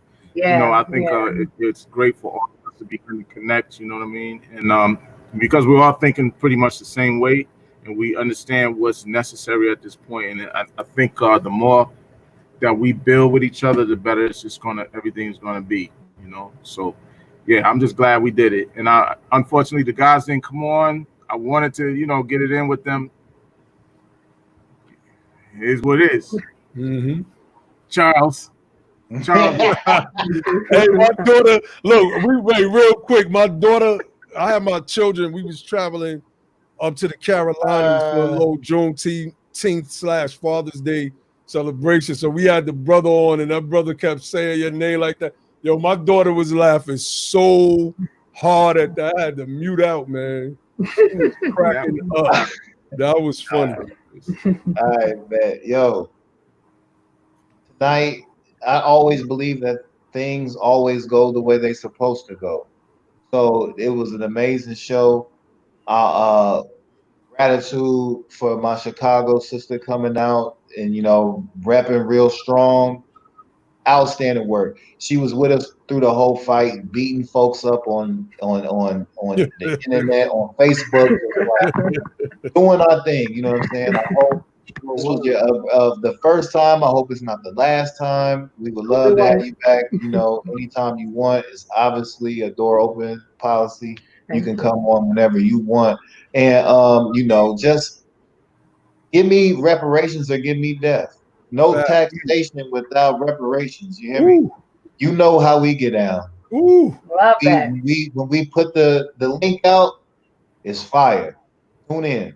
That's all I gotta say. Till next time. Peace. Definitely. I'm gonna close out. I just want to touch on something Sister Cynthia was saying about erasure, and it reminded me of that movie, The Invasion of the Body Snatchers. And I wrote an article called "Why Do Writers from Africa Disparage African Americans" on Medium. I believe that's the title. And I spoke about the movie Us and how you have Lupita Nyong'o, who is Kenyan Mexican, if I'm saying that right. And you have Winston, what is his last name? Duke. Winston Duke, who's Tobagoan from Tobago. Let me not try to butcher that one right there. I just got tongue tied. And, they have these perfect ADOS accents in the movie. You can't even tell that they're from where they're from. And the crazy part about the movie is that there's a family that is reflective of these characters, right? And this family is stalking them. It's like, if I'm remembering the movie correctly, it's trying to replace them. If I'm remembering it correctly. And I believe that that's what's going on with us right now. It's like an invasion of the body snatchers. We have the highest abortion rates. We have the highest homicide rates. We have the highest incarceration rates. So, there's many different factors that factor into why we are teetering on becoming the second and third largest population in the United States of America, when we've been here since 1619. One report I read said that it should be 60 million ADOS here, 60 million of us, not 45 excluding the immigrants, right? If you take away the immigrants, it's, I think, 35 million of us or something like that. I don't know if those numbers have actually ever been truly defined. They may have, I just can't recall at the moment, but that's a thing that I worry about as well, this erasure and the fact that many people are blinded to what's going on. And it's crazy because Jordan Peele made that movie and he has a skit on his show where he's the gangster from Brooklyn. It's a movie that they're shooting. And then his partner, UK or something. What's his name?